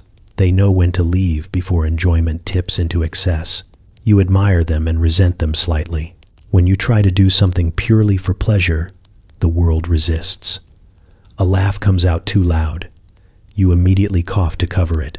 A moment of genuine delight crosses your face, and you soften it into a polite smile.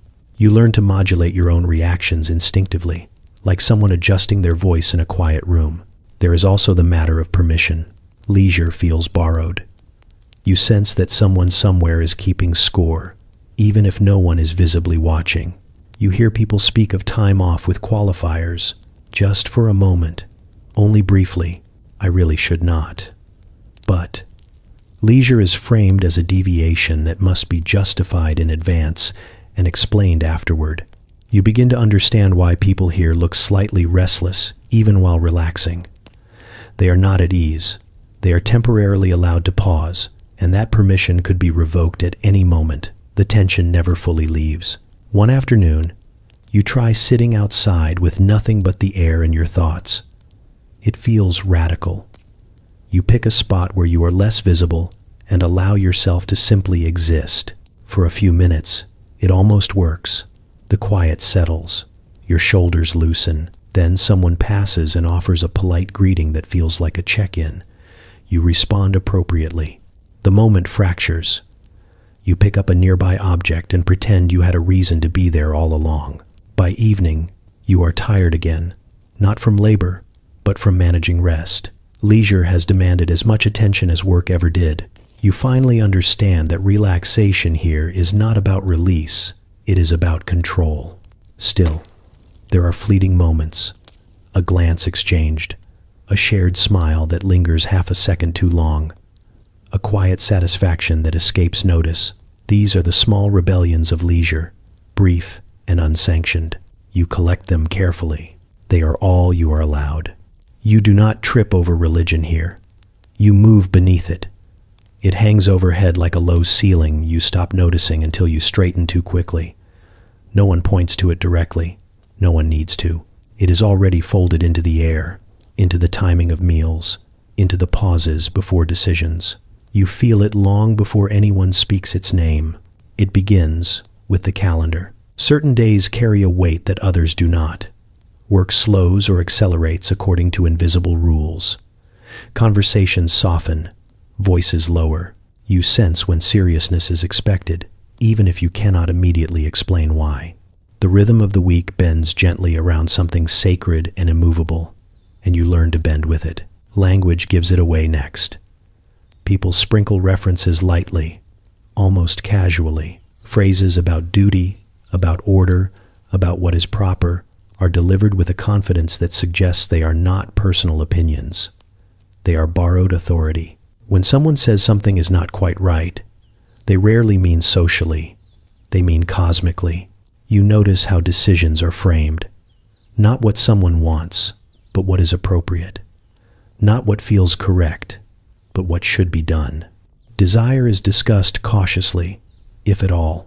Obligation carries more weight, especially when it can be traced back to something higher and older than the room you are standing in. Churches sit quietly at the center of things, solid and patient. You pass them often. Bells ring at intervals that feel less like announcements and more like reminders. Even when you do not attend, the sound reaches you. It marks time. It marks expectation. It suggests that someone, somewhere, is keeping track. You attend a service eventually, not out of conviction, but out of curiosity and the sense that opting out would require explanation. The experience is restrained, orderly, and deeply familiar to everyone but you. Movements are synchronized. Responses arrive on cue. The collective comfort is unmistakable. This is not just belief. It is habit reinforced by generations. What strikes you most is how little emotion is displayed. Faith here is not loud. It does not need to be. It exists as certainty, calm, and unquestioned. Doubt is not debated. It is quietly sidestepped. You sense that belief is not something one performs publicly with fervor. It is something one carries privately with discipline. Outside the church, religion continues its quiet work. Moral judgments are framed gently, often disguised as concern. Someone mentions behavior with a slight frown, followed by a phrase that signals alignment with a higher standard. No accusation is made. None is necessary. The implication settles in. You begin to see how religion shapes even the smallest choices. How people dress, how they speak, how they relate to authority. There is a constant awareness of propriety that feels older than law and harder to argue with. Even those who are less devout move carefully, respecting the structure that belief provides to the community. You catch yourself hesitating before certain actions, not because you fear punishment, but because you sense disapproval from something abstract and enduring. It is unsettling. You did not grow up with this voice, yet it speaks to you now, calm and persuasive. There is comfort in it too, you admit reluctantly. The rules are clear, even if they are not always kind. The world feels ordered, purposeful. Suffering is given meaning. Endurance is framed as virtue. People carry their burdens with a sense that they are being witnessed, if not by each other, then by something greater. Still, the cost is visible. Questions linger unanswered. Curiosity is tempered. Certain topics are avoided not because they are dangerous, but because they are destabilizing. You realize that religion here does not demand constant devotion. It demands compliance. Quiet, steady, unremarkable compliance. One afternoon, you face a small decision that feels personal. You weigh your options, considering comfort, preference, ease. Then you feel it. That subtle pressure to choose the option that aligns with expectation rather than desire. You pause longer than necessary, aware of the invisible audience that always seems present. You choose accordingly. No one comments. Nothing dramatic happens. The world continues. That is how it works. Religion does not punish loudly. It rewards alignment with a sense of belonging that is difficult to give up once you feel it. Later, alone, you realize how thoroughly it has threaded itself through your day. Not as a command, but as a constant suggestion. Not forcing your hand, just guiding it gently, persistently, toward what is acceptable. You look up at the darkening sky and understand that here, belief does not need to announce itself. It already knows where you are. You do not stumble into poverty here. You are guided toward it, shown just enough to understand where you stand, then quietly ushered back to where you are allowed to be. It exists close by, closer than anyone admits, arranged carefully so it can be observed without being addressed. At first, you notice it in gaps, streets that change texture without warning, buildings that lean slightly inward as if tired. windows that look back at you with a dull patience. The air itself feels heavier, as though it has learned not to move too quickly. You realize you have crossed an invisible line not marked on any map, but enforced by habit and indifference. People here are not surprised to see you. That unsettles you most. No one flinches. No one looks hopeful. They look practiced. Poverty has taught them where to stand, how to wait, when to speak, and when not to bother. Their bodies carry a knowledge that feels inherited rather than learned. You see children working in ways that would be described elsewhere as temporary help. Here it is simply life. Small hands move with precision born of necessity. They do not play near the street. They watch it. They know its moods. They know which faces might offer something and which ones will not see them at all. The buildings tell the same story. Overcrowded rooms, furniture worn smooth by too many bodies, sharing too little space. Everything is used until it cannot be used again, then used some more. Repairs are improvised. Solutions are temporary. Permanence is a luxury reserved for other parts of the city. What becomes clear very quickly is that this is not chaos. It is order. A different kind, quieter, less spoken about, but just as deliberate. Systems exist here too. They just funnel downward instead of up. Wages that never quite meet needs. Rent that arrives with perfect timing. Rules that punish missteps more harshly when you have less room to recover. You watch someone negotiate for food. Their tone careful, respectful, rehearsed. They are not begging. They are navigating. Dignity here is not about pride. It is about survival. Every interaction carries calculation, not greed, but efficiency. There is no space for waste, emotional or otherwise. You notice how quickly blame is assigned. People speak of the poor as if they are weather patterns, unfortunate, persistent, outside anyone's control. And yet, everything about this place suggests design. The distance from opportunity, the barriers disguised as procedure, the way assistance arrives tangled in conditions that make accepting it feel like a moral failure.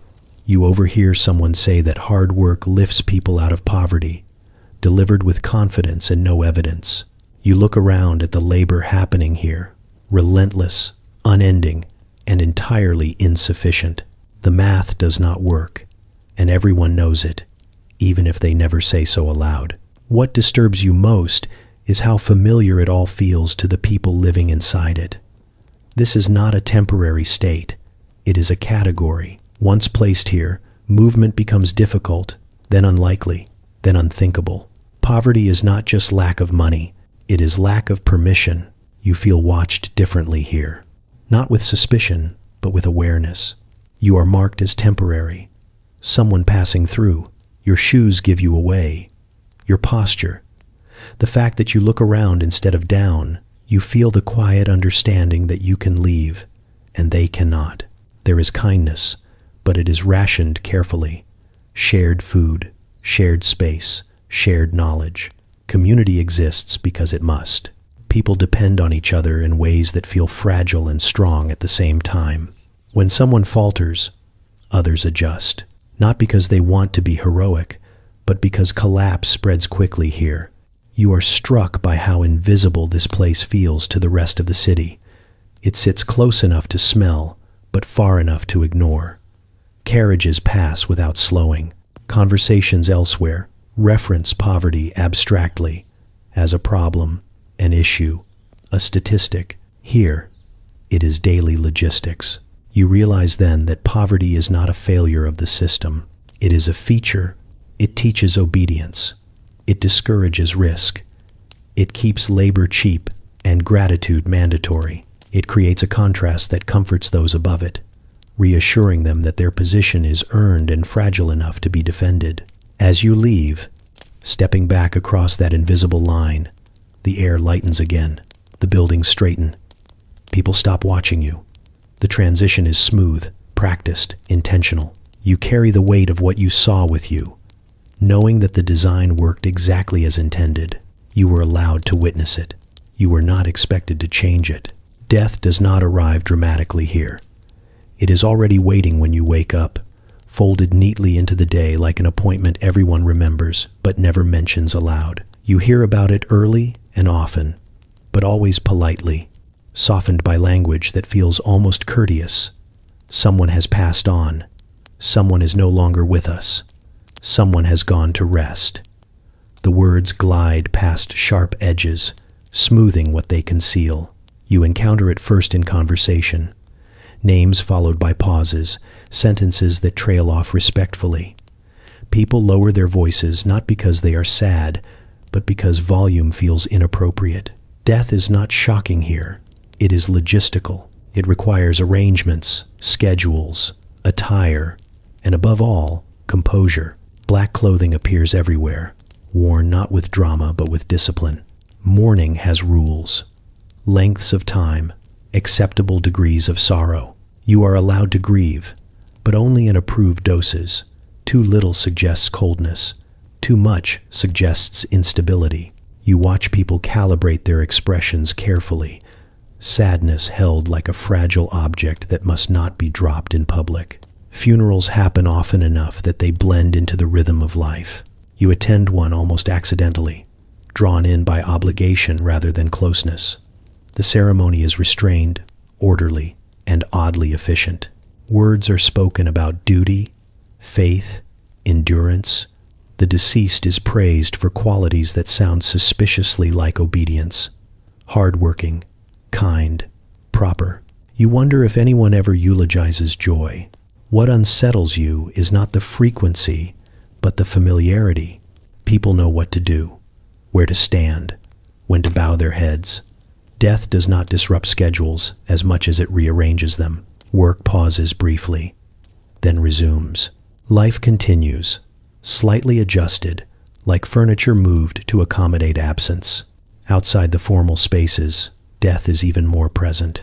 Notices posted, bells tolling, processions passing through streets without stopping traffic for long.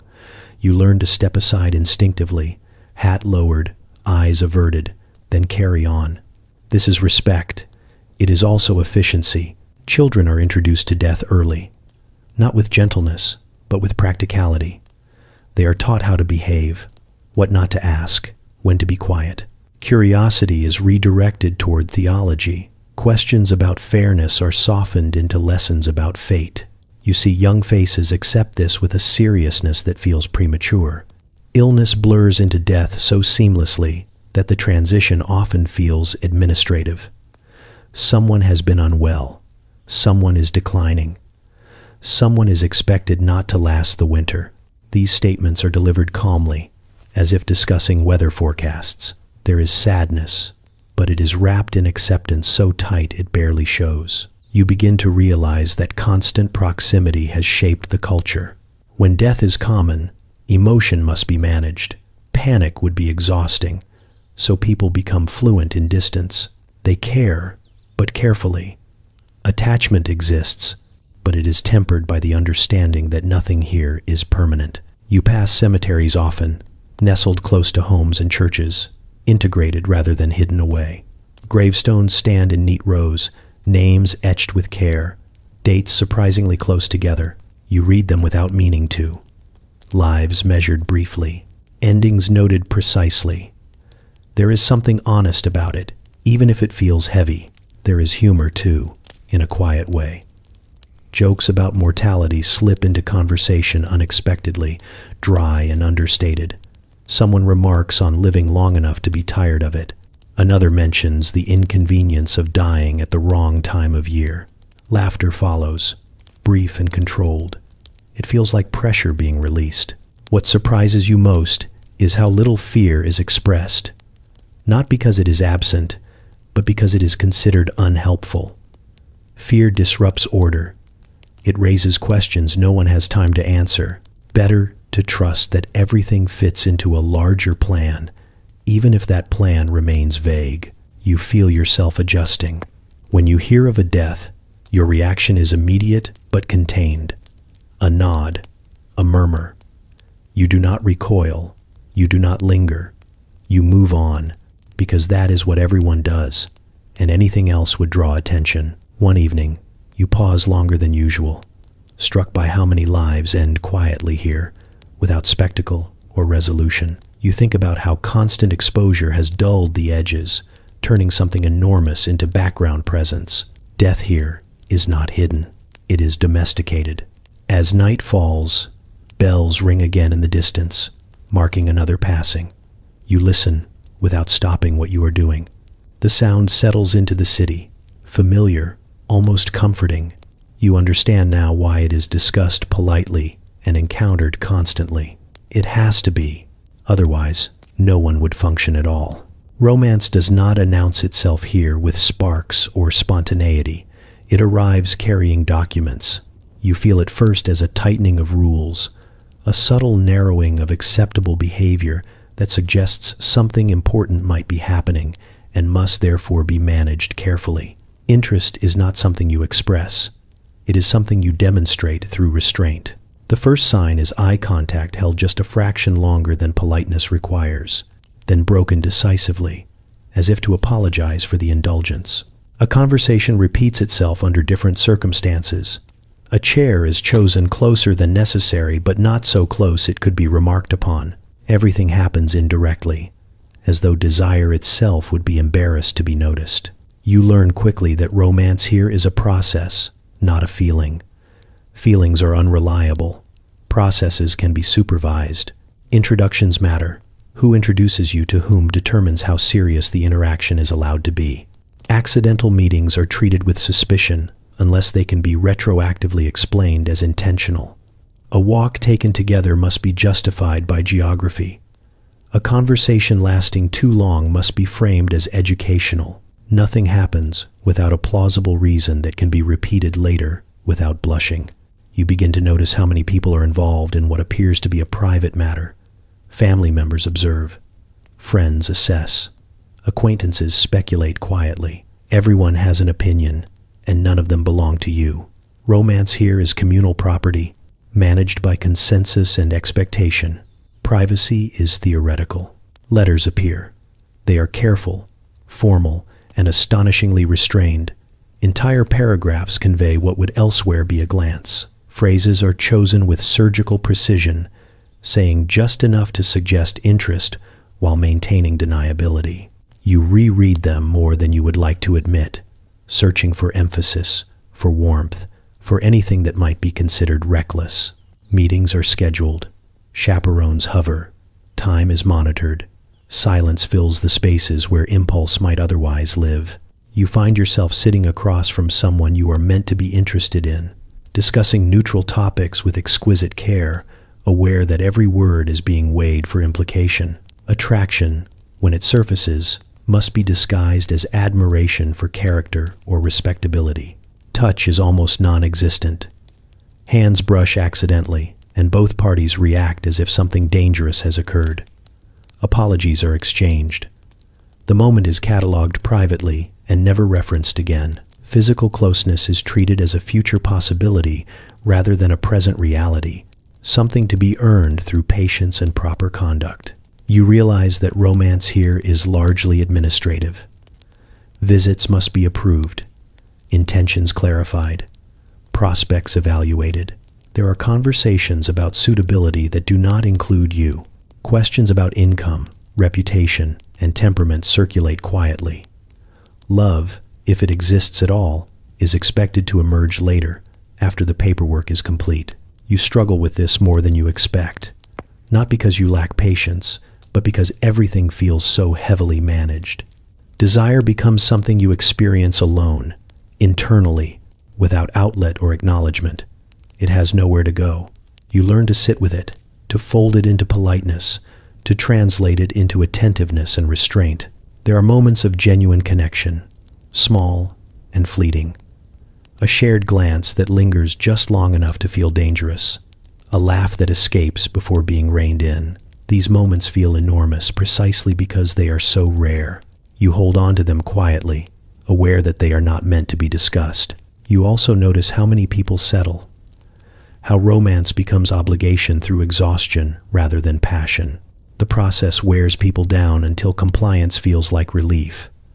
Marriage is spoken of less as union and more as stability, a solution to uncertainty rather than a leap toward joy. People congratulate each other the way one congratulates someone for completing a difficult task. Still, there is tenderness here, hidden and stubborn. You see it in the way someone listens closely without interrupting, in the care taken with words, in the patience required to maintain interest without expression. Romance survives by becoming subtle.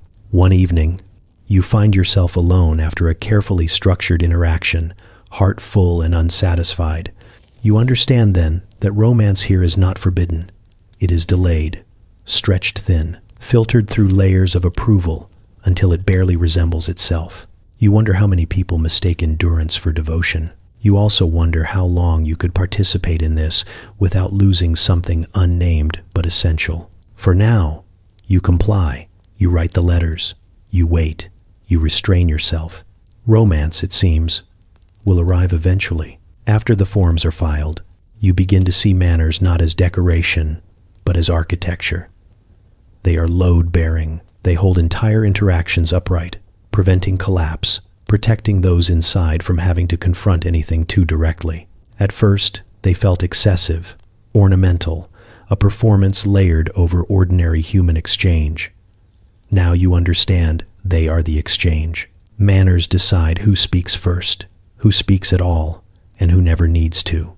They smooth rough edges, yes, but they also blunt truths that might otherwise cut too deeply. You notice how often discomfort is rerouted into courtesy, how offense dissolves into polite phrasing that leaves no clear target to challenge. Nothing is said plainly enough to be argued with. You watch an interaction unfold where someone is clearly insulted. The slight is delicate, expertly delivered, wrapped in civility. The response is equally refined. Smiles are exchanged, compliments offered. The room relaxes. No one acknowledges what just happened, but everyone understands it. Manners have done their work, containing conflict without resolving it. It becomes clear who benefits most from this arrangement.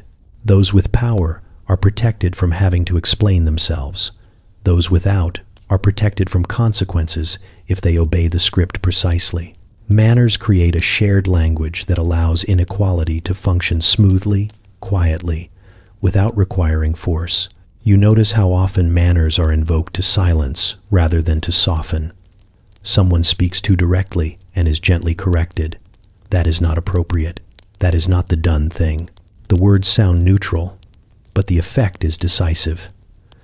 The conversation moves on. The speaker learns where the boundary is without anyone having to name it. You begin to feel the weight of these rules in your own body. You hold doors. You defer. You thank people excessively. Each act feels small, but together they build a posture of compliance that becomes difficult to distinguish from kindness.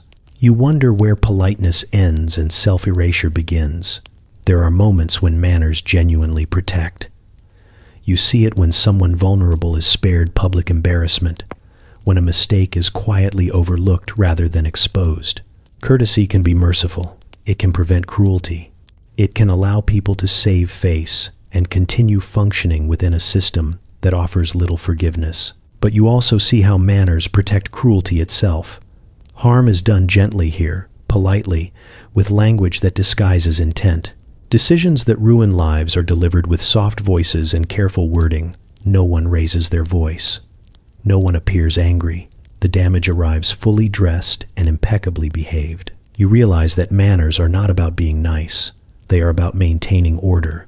They ensure that nothing disrupts the existing structure, that discomfort is managed internally, that dissent is framed as rudeness rather than disagreement.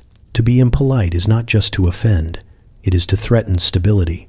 You feel this acutely one afternoon when you choose honesty over tact. Not dramatically, just a small deviation. The reaction is immediate. Faces tighten. Someone clears their throat. The conversation shifts away from you like water avoiding a stone. Later, you are advised kindly to be more careful. The advice is well meant. It is also a warning. After that, you are more attentive. You learn when to speak and when silence is safer. You learn how to phrase concerns as observations, objections as curiosities, You learn that manners can be wielded like tools, and like any tool, they can build or destroy depending on who holds them. You notice how children are trained in this early, corrected gently, constantly, taught to say please and thank you before they understand why. Manners become reflex before thought, embedding obedience deep enough that it feels natural. By the time they could question the system, they no longer think to. What unsettles you most is how often manners feel like morality. People equate politeness with goodness, restraint with virtue.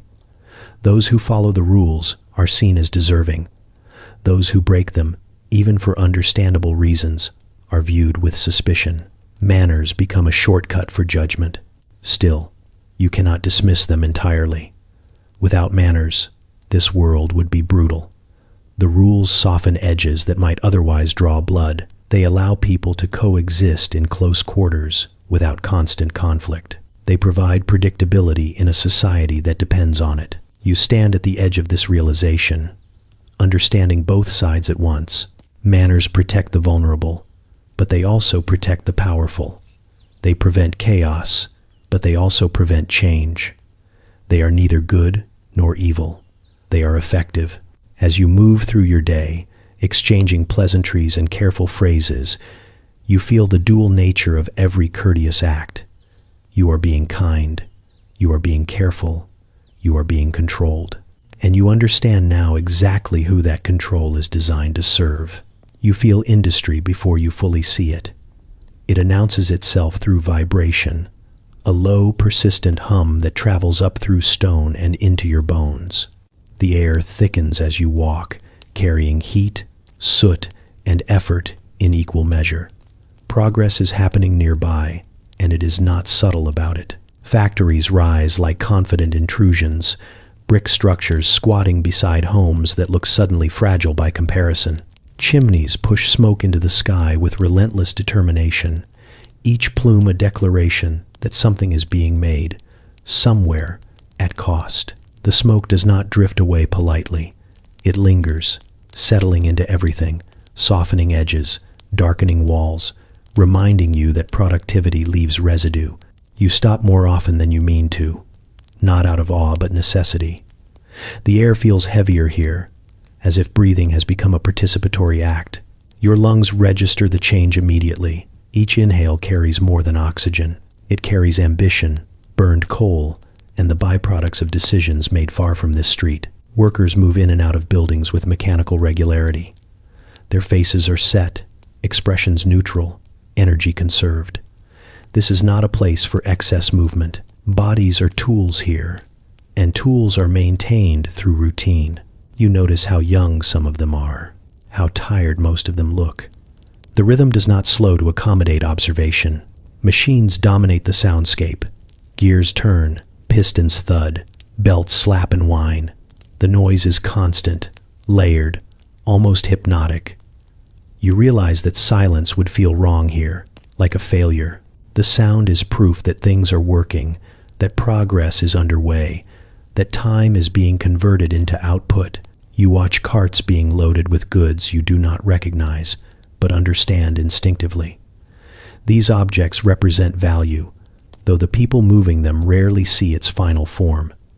Everything is fragmented. Labor is divided into manageable pieces so small that no one has to consider the whole. This makes it efficient. It also makes it easier not to ask questions. The smell clings to you as you walk. It settles into fabric, into hair, into the back of your throat. You cough once, lightly, and immediately feel self-conscious, as if acknowledging the air's hostility might be interpreted as complaint. Others breathe it without comment. Adaptation is expected. You notice how the surrounding neighborhood bends around industry. Shops cater to workers' schedules. Housing compresses closer to the factories. Rooms subdivided, lives layered. Everything feels provisional, built to support production rather than comfort. Streets are crowded, but no one lingers. Lingering suggests inefficiency. There is pride here too, you realize. People speak of the factories with a sense of importance. Jobs are steady, output is growing, The nation is advancing. Progress is framed as inevitable and necessary, a force that cannot be questioned without sounding naive or ungrateful. The smoke is the price of advancement, and prices are meant to be paid. You feel conflicted standing there, torn between admiration and unease. The scale is impressive, the coordination remarkable. Entire systems moving in concert, transforming raw material into something useful. And yet, the cost is visible everywhere you look, in posture, in breath, in the way people move as if conserving energy for tomorrow's shift. Children weave through the crowd, quick and alert. They know where they are allowed to stand and where they are not.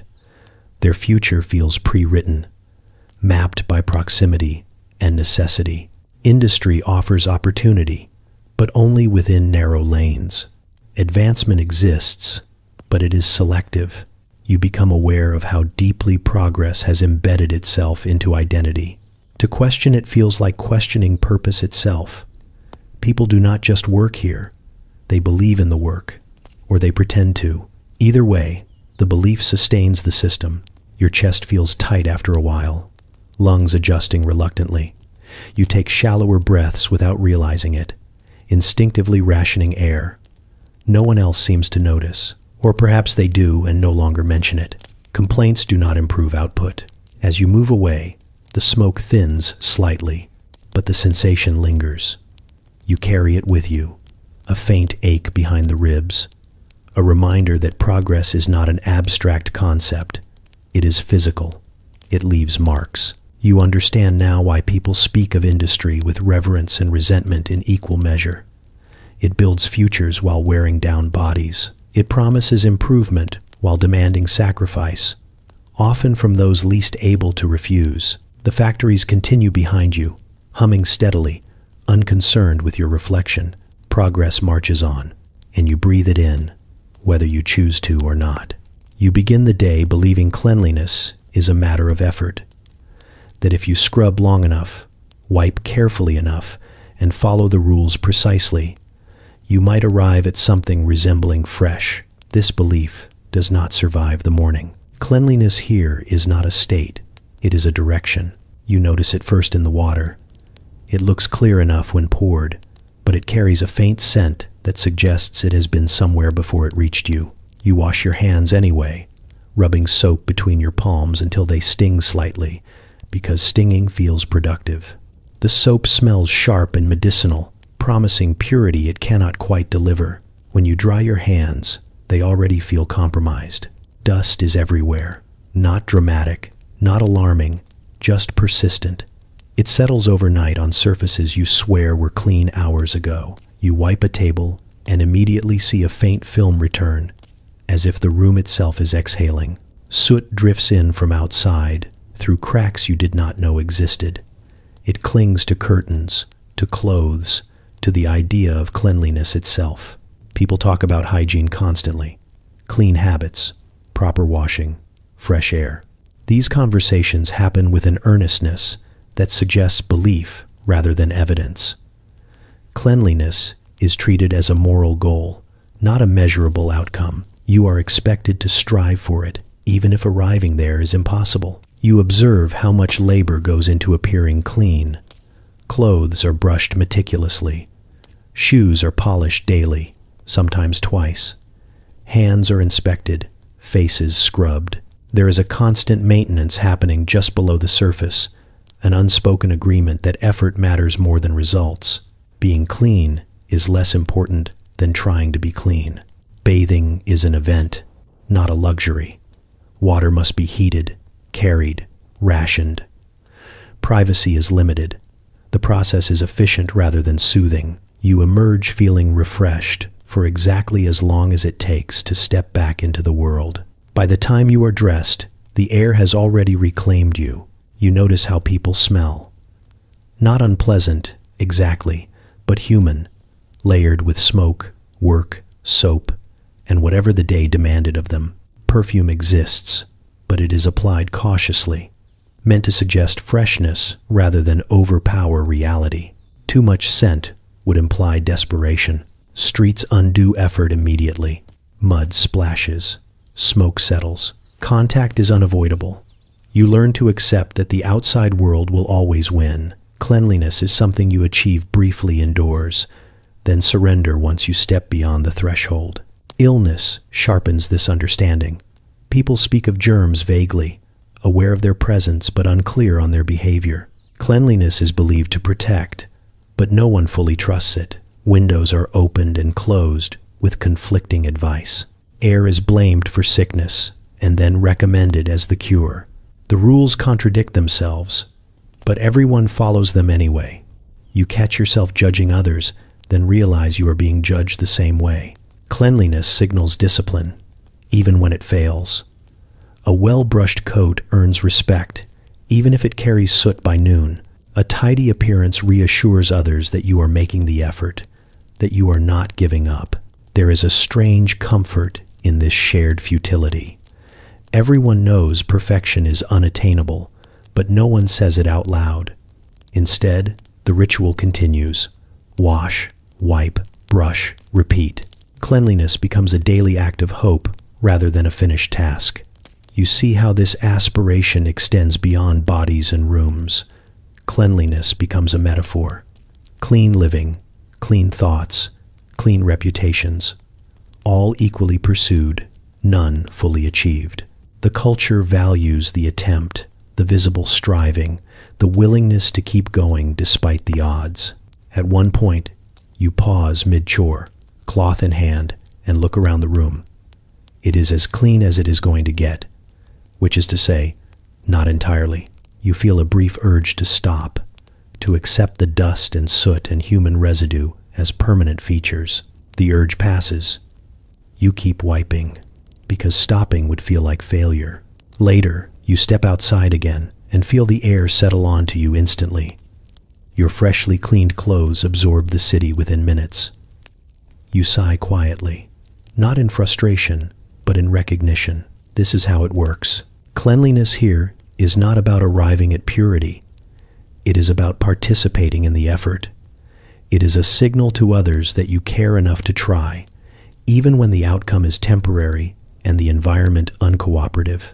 As the day ends, you wash your hands once more. They are never quite clean. They are cleaner than before. That is considered enough. You dry them carefully and move on, already understanding that tomorrow you will begin again. You do not see scandal arrive. You sense the vacuum it creates first. Conversations soften. Schedules shift. A name stops being said aloud. It is like watching furniture rearranged overnight. Subtle enough that no one mentions it. Obvious enough that everyone adjusts their path through the room. Scandal here is not about what happened. It is about who knows, who pretends not to, and who cannot afford to be associated with either position. Facts matter less than proximity. The danger is not the act itself, but the ripple, the way it spreads outward, touching reputations that were not prepared for contact. You learn this through observation, because no one explains it directly. Someone who was once invited everywhere is suddenly busy. A familiar face appears less often than only at the edges. When mentioned, it is with care, framed as concern. Such a shame, so unexpected. The tone is sympathetic, but the effect is surgical. Scandal does not shout. It whispers until the whisper becomes consensus. You realize quickly why everyone fears it. There is no appeal process, no trial, no opportunity to clarify intent. Once a story settles into place, it becomes sturdier than truth. Attempts to correct it only add texture. Silence is safer. Silence lets the scandal burn itself out, eventually, somewhere else. You hear how stories are shaped. A detail emphasized here, a motive inferred there, a pause that invites interpretation. People do not lie outright. They imply, they suggest, they allow others to draw conclusions that feel like their own. This makes the outcome feel inevitable rather than constructed. The most dangerous part is how easily scandal absorbs unrelated flaws. A person who stumbles once is retroactively reinterpreted. Past behavior is revisited, recontextualized. Neutral actions take on new meaning. What was once eccentric becomes suspicious. What was once confident becomes arrogant. The story grows backward as well as forward. You notice how careful everyone is with appearances. As a result, not just behavior, but context. Who you are seen with, how long you linger, what you say, and more importantly, what you are overheard saying. Innocent moments are avoided not because they are wrong, but because they could be misunderstood by the wrong observer. You feel the tension in yourself too. A constant low-level awareness that anything could be misread. You choose your words more carefully. You keep your tone even. You avoid extremes. Scandal thrives on contrast, on deviation from the expected. Blending in feels like armor. There is a cruelty to it, but it is rarely acknowledged. People frame their withdrawal as necessity, not judgment. It would be unwise to be associated. We must think of our families, our positions, our futures. Self-preservation becomes virtue. Distance becomes morality. You witness someone attempt to push back once. They speak openly, challenge the narrative, insist on fairness. The response is swift and polite. The room cools. The effort is interpreted not as courage, but as further evidence of poor judgment. The scandal expands to include the response to the scandal. After that, no one tries again. You realize then that scandal is a tool. It enforces conformity without force. It keeps people cautious, aligned, manageable. The fear of social erasure does what laws and threats cannot. It encourages silence, obedience, and a careful trimming of the self. What makes it effective is how personal it feels. Everyone imagines themselves as the potential subject. Everyone has something that could be misinterpreted, taken out of context, polished into a story they would not recognize. The fear keeps people vigilant, and yet, scandal also fascinates. You catch people leaning in, hungry for details they pretend not to want. It offers drama in a culture that suppresses it elsewhere. It allows moral superiority without action. Observing a scandal lets people reassure themselves that they are behaving correctly. You see how it ends, too. Slowly, without resolution. The subject is never fully restored. The story fades, replaced by something new, but the damage remains. Invitations never quite return. Trust is never fully repaired.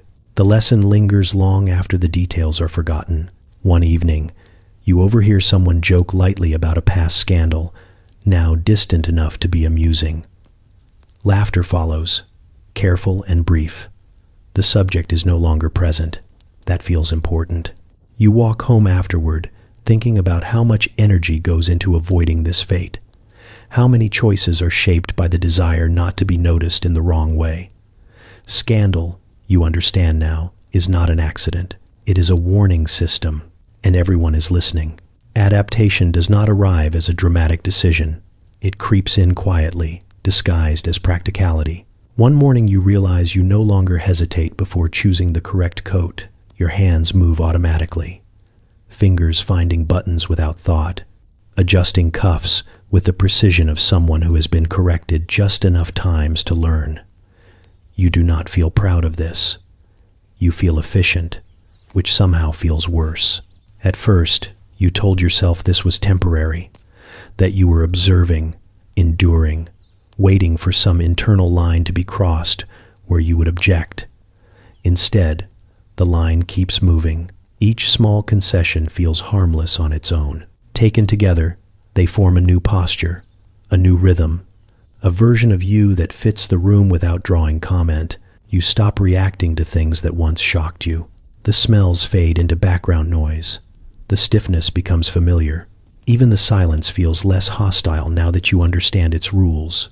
You know when to speak, which is rarely. You know when to nod, which is often. You know when to look thoughtful, which costs nothing and buys safety. This is how it happens.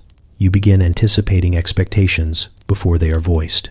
You correct yourself mid-sentence, replacing a direct thought with something softer, something less likely to provoke discomfort. You smile at the right moments. You express interest in topics you do not care about because not caring would be interpreted as something worse. It is not that you suddenly agree with everything. You simply stop announcing disagreement.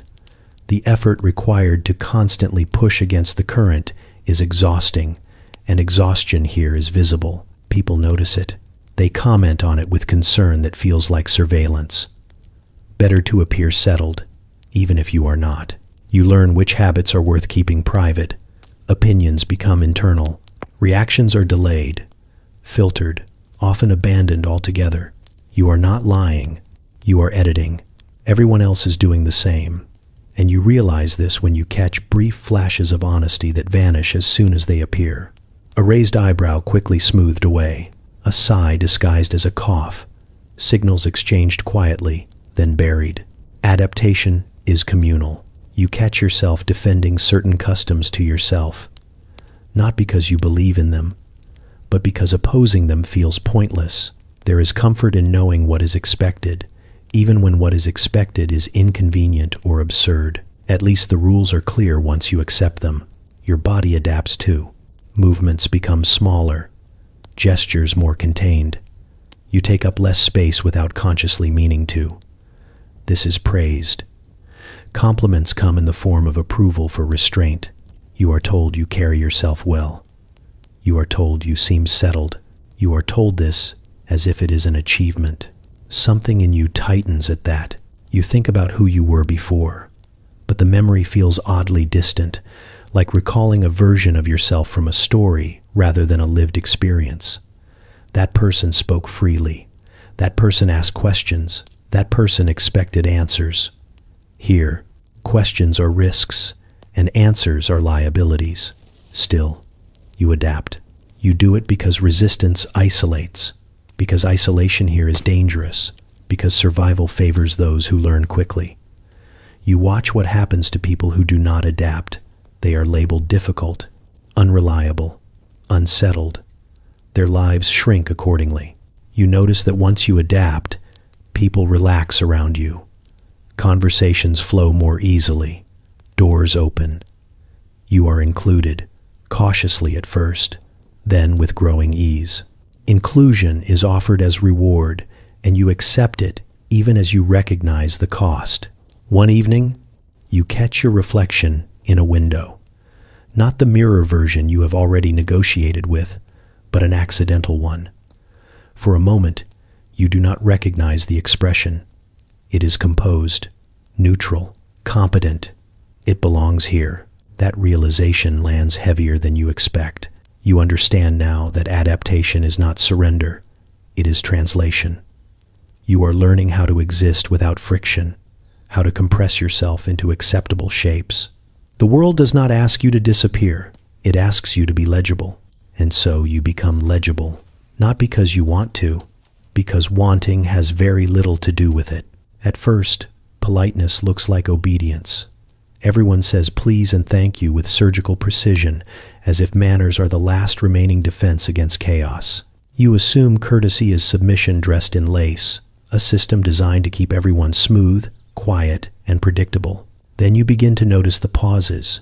Politeness here is not silence, it is timing. You hear it in the way someone agrees a second too late. You see it in how a compliment lands with just enough ambiguity to sting. You feel it when a sentence ends politely, but the eyes do not. This is where the real conversation lives, tucked neatly between approved words. Protected by etiquette like contraband hidden in a hymn book, you start small. A slight delay before responding. A smile held just a fraction too long. Nothing actionable, nothing punishable. Just enough to signal that you are not entirely asleep. The person across from you notices. They always notice. Their posture adjusts. Their tone shifts. A tiny recognition passes between you, and then the moment disappears under pleasantries. You realize then that politeness is not the absence of conflict. It is the battlefield. Every social exchange is layered. The surface says one thing, the subtext says another, and the real meaning waits patiently beneath both. You learn to listen for what is not said. When someone praises your punctuality, it may mean you were nearly late last time. When they inquire after your health, it may mean you look tired in a way that invites commentary. When they express concern, it may be a warning. You begin to admire the craftsmanship. There are entire arguments conducted without raising a voice, entire insults delivered as favors, entire refusals wrapped so tightly in courtesy that they arrive looking like kindness. Watching it unfold feels like witnessing a very civilized form of combat, where everyone insists they are having a lovely time. You participate cautiously at first, afraid of misstep. You offer politeness exactly as instructed. You use the correct phrases. You nod at the right intervals. You keep your rebellion internal, folded neatly behind your ribs. But once you recognize the pattern, restraint becomes choice rather than fear. You try something bolder. You agree enthusiastically to a suggestion you have no intention of following. The enthusiasm is the signal. The other person stiffens almost imperceptibly, registering the deviation. Later, when you fail to act, no one confronts you. They simply adjust their expectations. The rebellion lands quietly, intact. This is how resistance survives here. You notice how women wield politeness like a scalpel, precise and devastating, how men use it as armor, heavy and declarative, how children test its limits instinctively and are corrected not for defiance, but for lack of subtlety. You watch entire power structures enforced and undermined through tone alone. The rules are unspoken, but they are exacting. You learn that refusing outright is crude, agreeing vaguely is elegant, expressing anger is vulgar, expressing disappointment is lethal. A raised eyebrow can carry more weight than a speech. Silence, when deployed correctly, can collapse a room. And somehow, all of this happens while tea is poured. You begin to enjoy spotting the small acts of defiance that pass unnoticed by anyone not trained to see them. The servant who lingers a moment too long before obeying. The hostess who seats rivals just close enough to be uncomfortable. The guest who compliments a painting they know the owner despises. Each gesture is tiny. Together, they form a quiet chorus of refusal. You add your own notes. Nothing dramatic, nothing heroic, just enough to remind yourself that you still choose.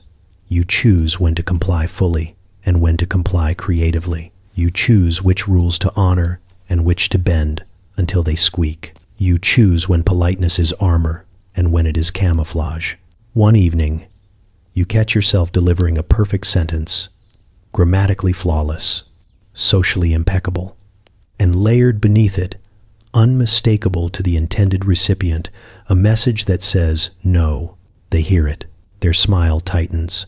Yours remains relaxed. The exchange moves on. No one else notices. The room continues to hum with acceptable conversation. You sip your drink and feel something dangerously close to satisfaction. This is not rebellion with banners or fire. This is rebellion with posture, phrasing, and patience. It is slow. It is deniable. It is effective. And for the first time since arriving here, you understand that politeness is not what keeps this world running. It is what keeps it from admitting how much it resists itself. Nostalgia does not arrive as a lie. It arrives as a trimming. You begin to notice it in the way people speak about the past with softened voices and selective detail, like gardeners describing a hedge after removing everything sharp. They do not invent better days. They simply omit the parts that would make remembering uncomfortable. You hear it when someone sighs fondly about the old streets, never mentioning the smell that once clung to them or the way children learned to step around certain corners without asking why. You hear it when they praise the discipline, the order, the certainty, and leave out the hunger that sharpened it, the fear that enforced it, the exhaustion that made compliance feel like virtue. At first, you assume this is forgetfulness. Then you realize it is intentional. People here remember what allows them to survive their own memories. They remember the music, but not the silence that followed it. They remember the gatherings, but not the cost of attendance. They remember the pride of endurance, but not the ache that made endurance necessary in the first place. Nostalgia is not about accuracy. It is about mercy. You catch yourself doing it too. You recall your early days here and notice how your mind edits them automatically. The confusion becomes curiosity. The The discomfort becomes novelty. The fear becomes atmosphere. Even the moments that nearly broke you soften at the edges when viewed from a safe distance. Memory rounds off corners. It replaces sharp truths with manageable stories. This alarms you more than it should. You walk past places that once unsettled you and feel nothing now. Or worse, you feel fondness.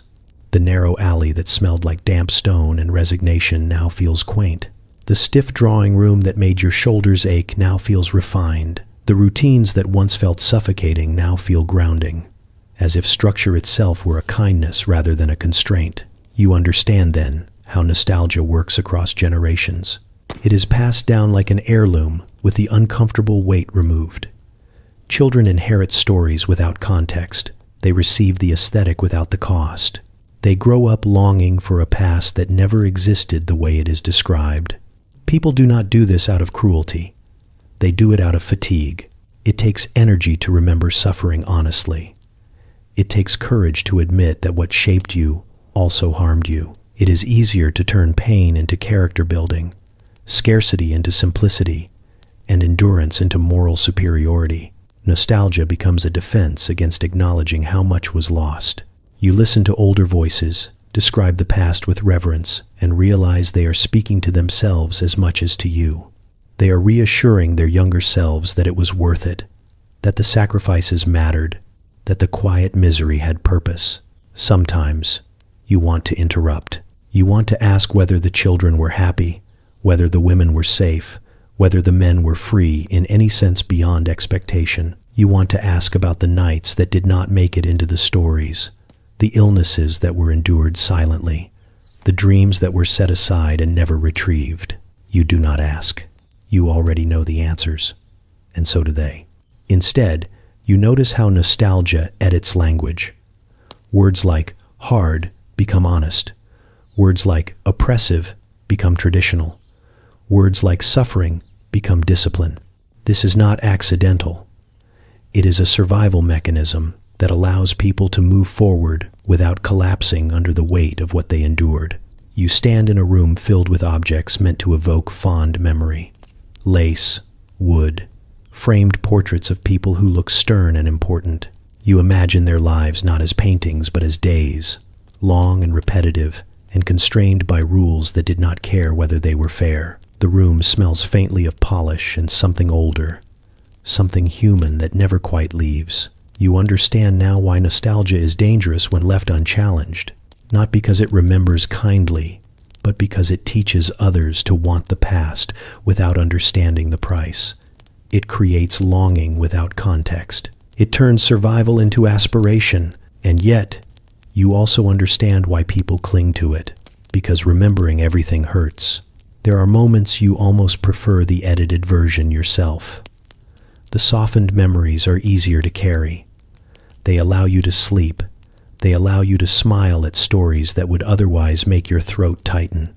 They allow you to feel continuity instead of fracture. But occasionally, something breaks through.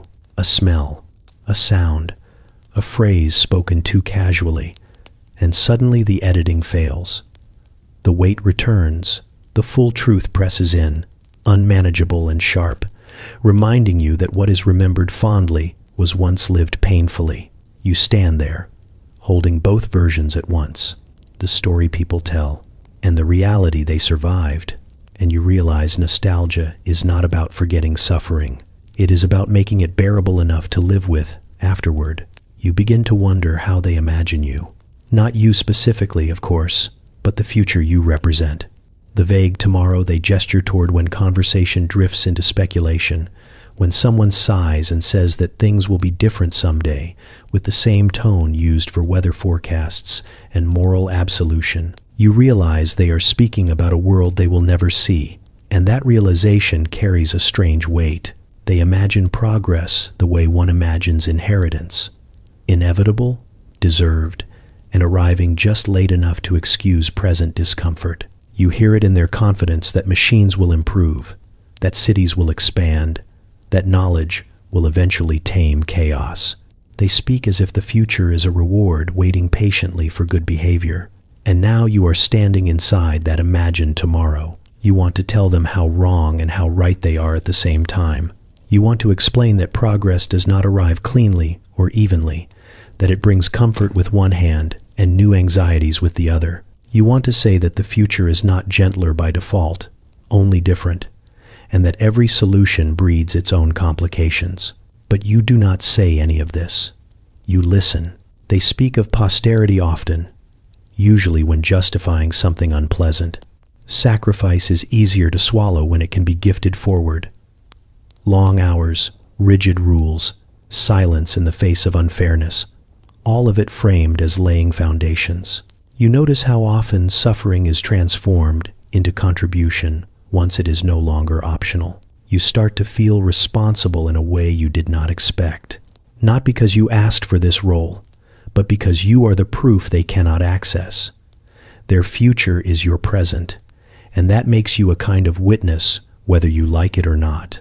You carry answers they will never receive, and that knowledge settles uncomfortably in your chest.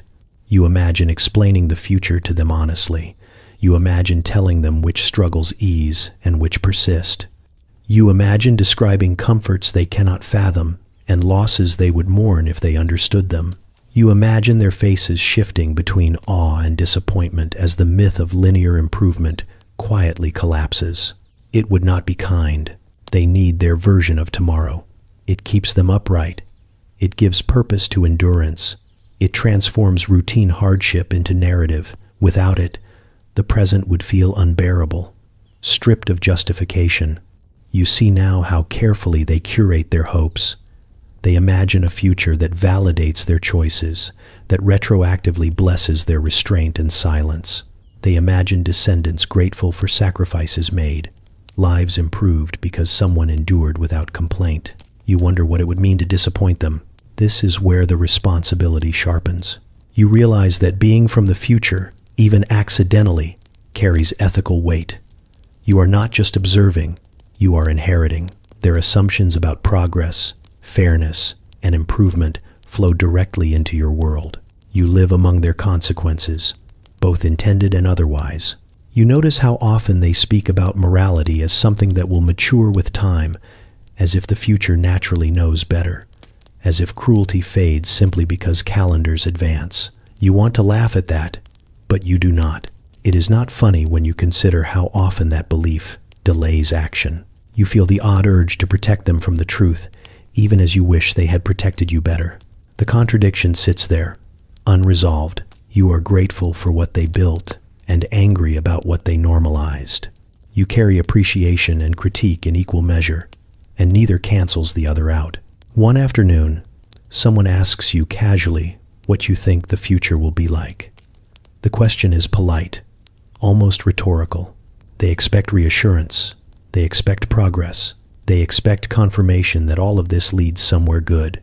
You choose your words carefully. You say it will be complicated. You say it will solve some problems and create others. You say people will still argue, still struggle, still find ways to make things harder than necessary. You do not say that some of the same injustices persist under new names. You do not say that comfort does not guarantee wisdom. They nod, satisfied enough. Complication is abstract. It does not threaten the story. Later, alone, you sit with the weight of it. You think about how the future is always imagined by those who cannot be held accountable to it. You think about how easy it is to promise improvement when you will never have to live with the outcome. And you realize something quietly unsettling.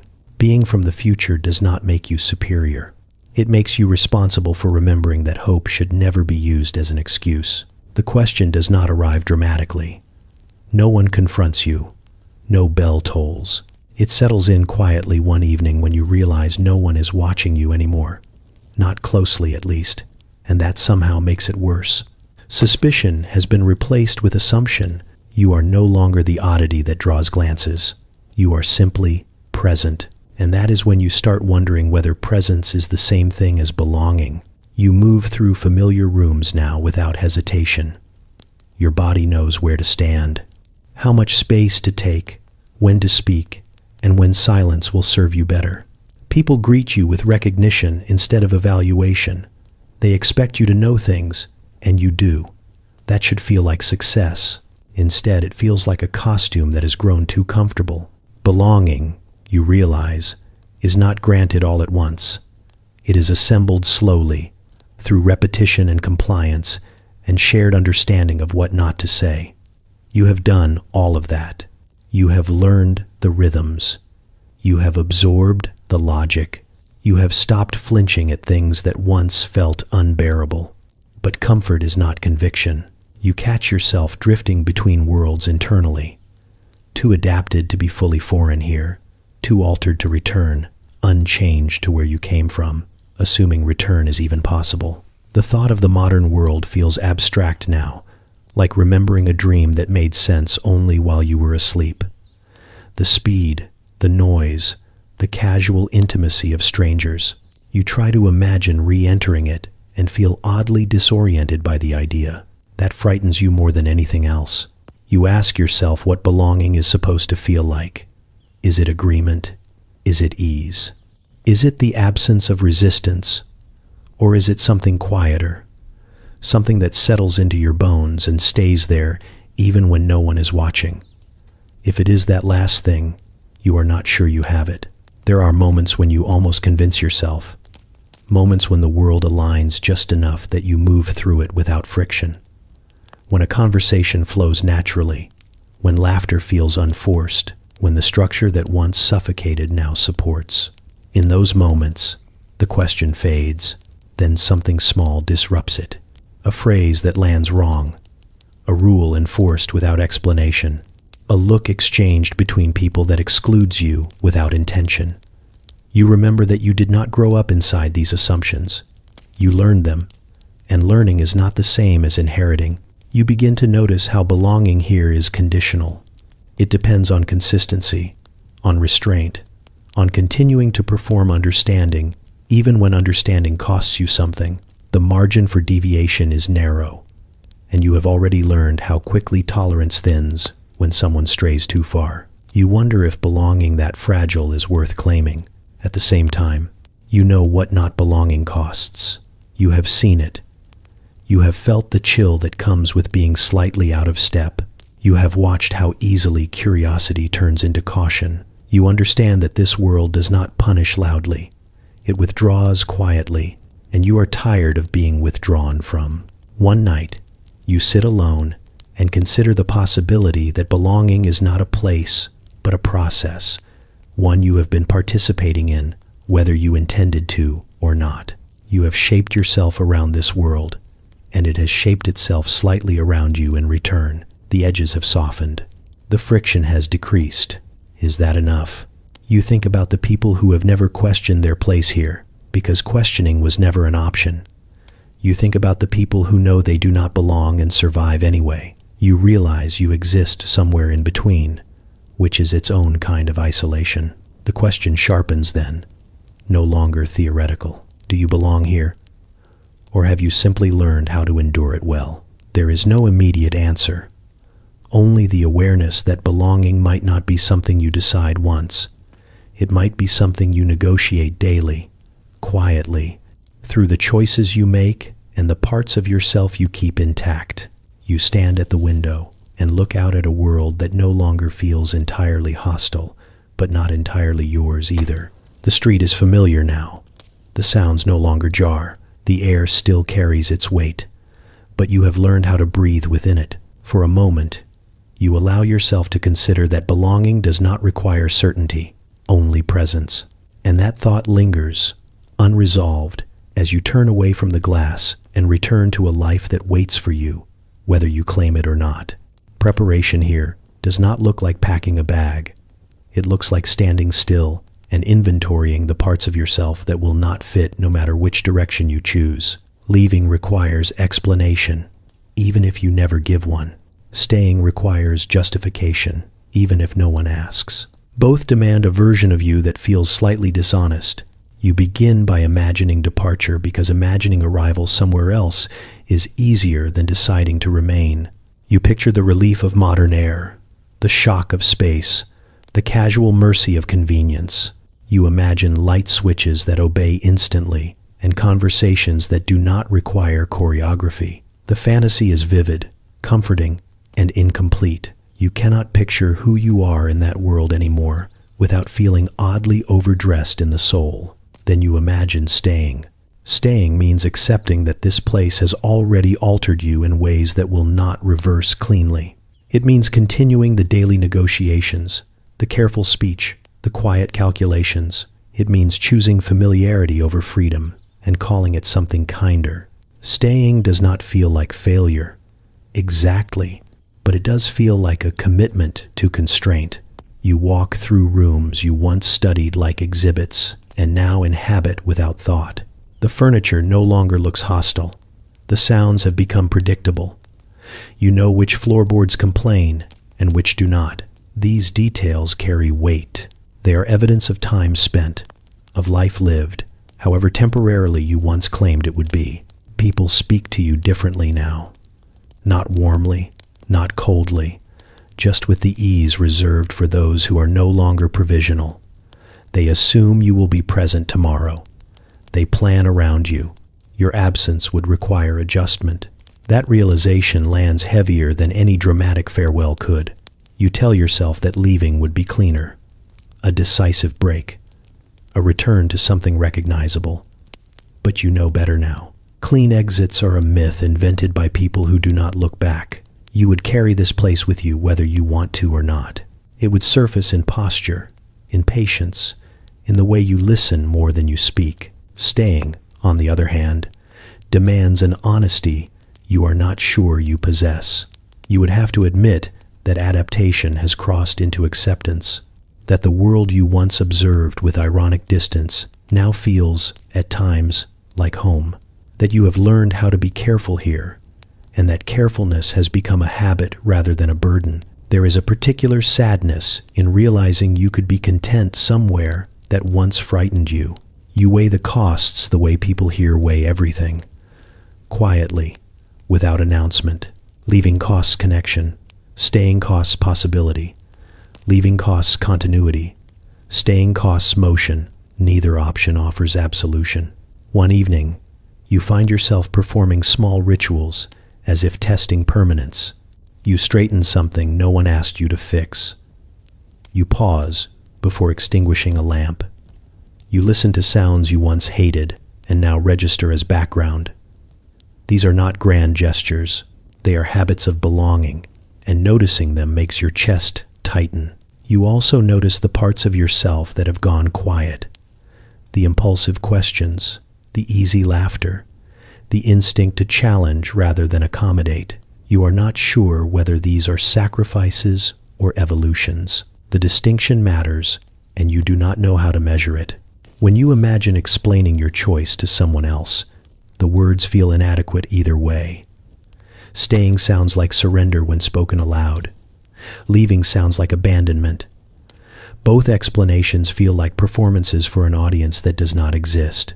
The truth is smaller and heavier. You know that either choice will cost you something you cannot replace. You sit with that knowledge longer than is comfortable. You let it settle instead of trying to resolve it immediately. That, too, is something this place has taught you. Decisions here are rarely rushed. Consequences arrive whether you hurry or not. Eventually, you understand that preparation is not about readiness. It is about acknowledgement. You acknowledge that you have changed. You acknowledge that this world has shaped you without asking permission. You acknowledge that you are allowed to choose anyway. The choice itself remains suspended, unresolved, hovering just ahead of you like breath held too long. But something else shifts quietly inside.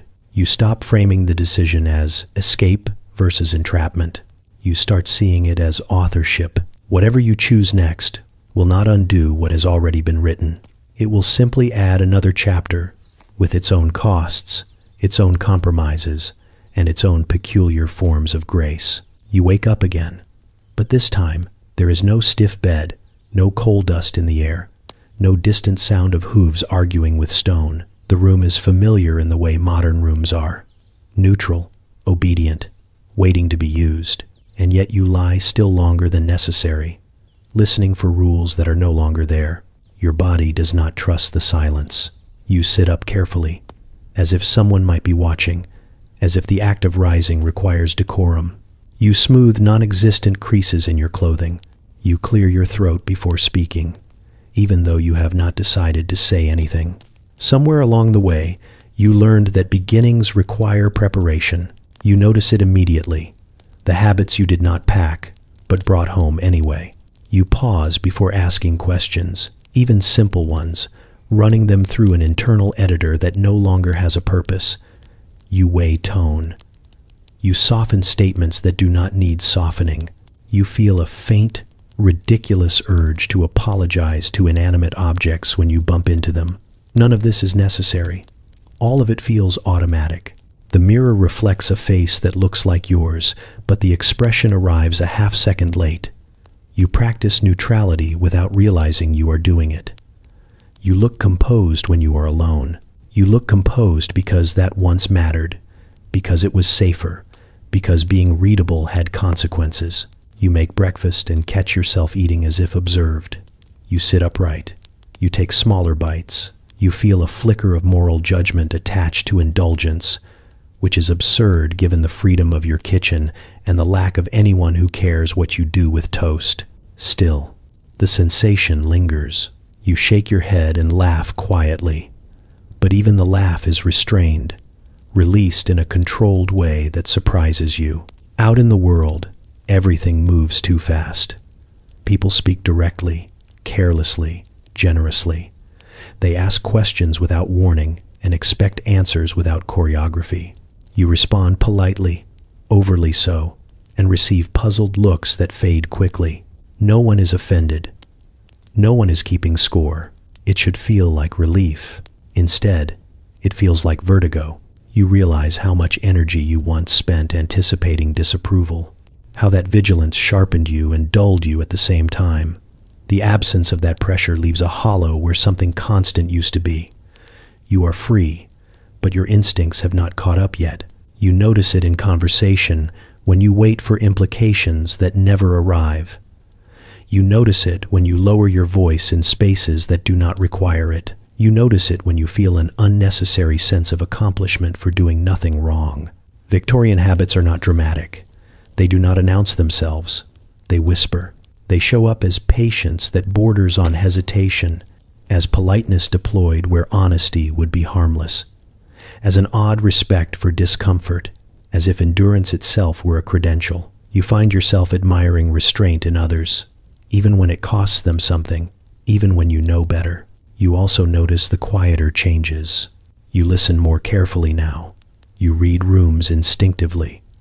You understand how power moves without speaking, how silence can carry intention. These skills do not vanish just because the century changes. They settle into you, useful and unsettling. You catch yourself missing the structure sometimes. Not the suffering, not the rules, but the clarity. The certainty of knowing what was expected, even when it was unreasonable. Modern freedom feels vast and unstructured by comparison, full of choices that demand justification instead of obedience. That thought stops you. You sit with it longer than is comfortable, recognizing the danger in romanticizing constraint simply because it was familiar. You remind yourself of the weight, the limits, the lives narrowed by expectations that did not bend. You remember how hard it was to breathe inside those walls, even after you learned how. The habits remain, but the longing does not have to. You begin the slow process of unlearning. You ask direct questions and brace for consequences that never come. You take up space without apology. You speak before perfecting your phrasing and discover that imperfection is survivable. Each small act feels rebellious in a way that would once have been reckless. You are not the same person who went there, and you are not obligated to be. Some habits will fade, others will stay, woven into you quietly. You will always stand a little straighter. You will always hear subtext more clearly than most. You will always know how easily comfort can be mistaken for virtue. That knowledge settles into you, heavy but useful. You move forward carrying it, not as a burden, but as a reminder that time changes people in ways they do not request, and that sometimes Waking up is not about returning to who you were, but choosing what you keep.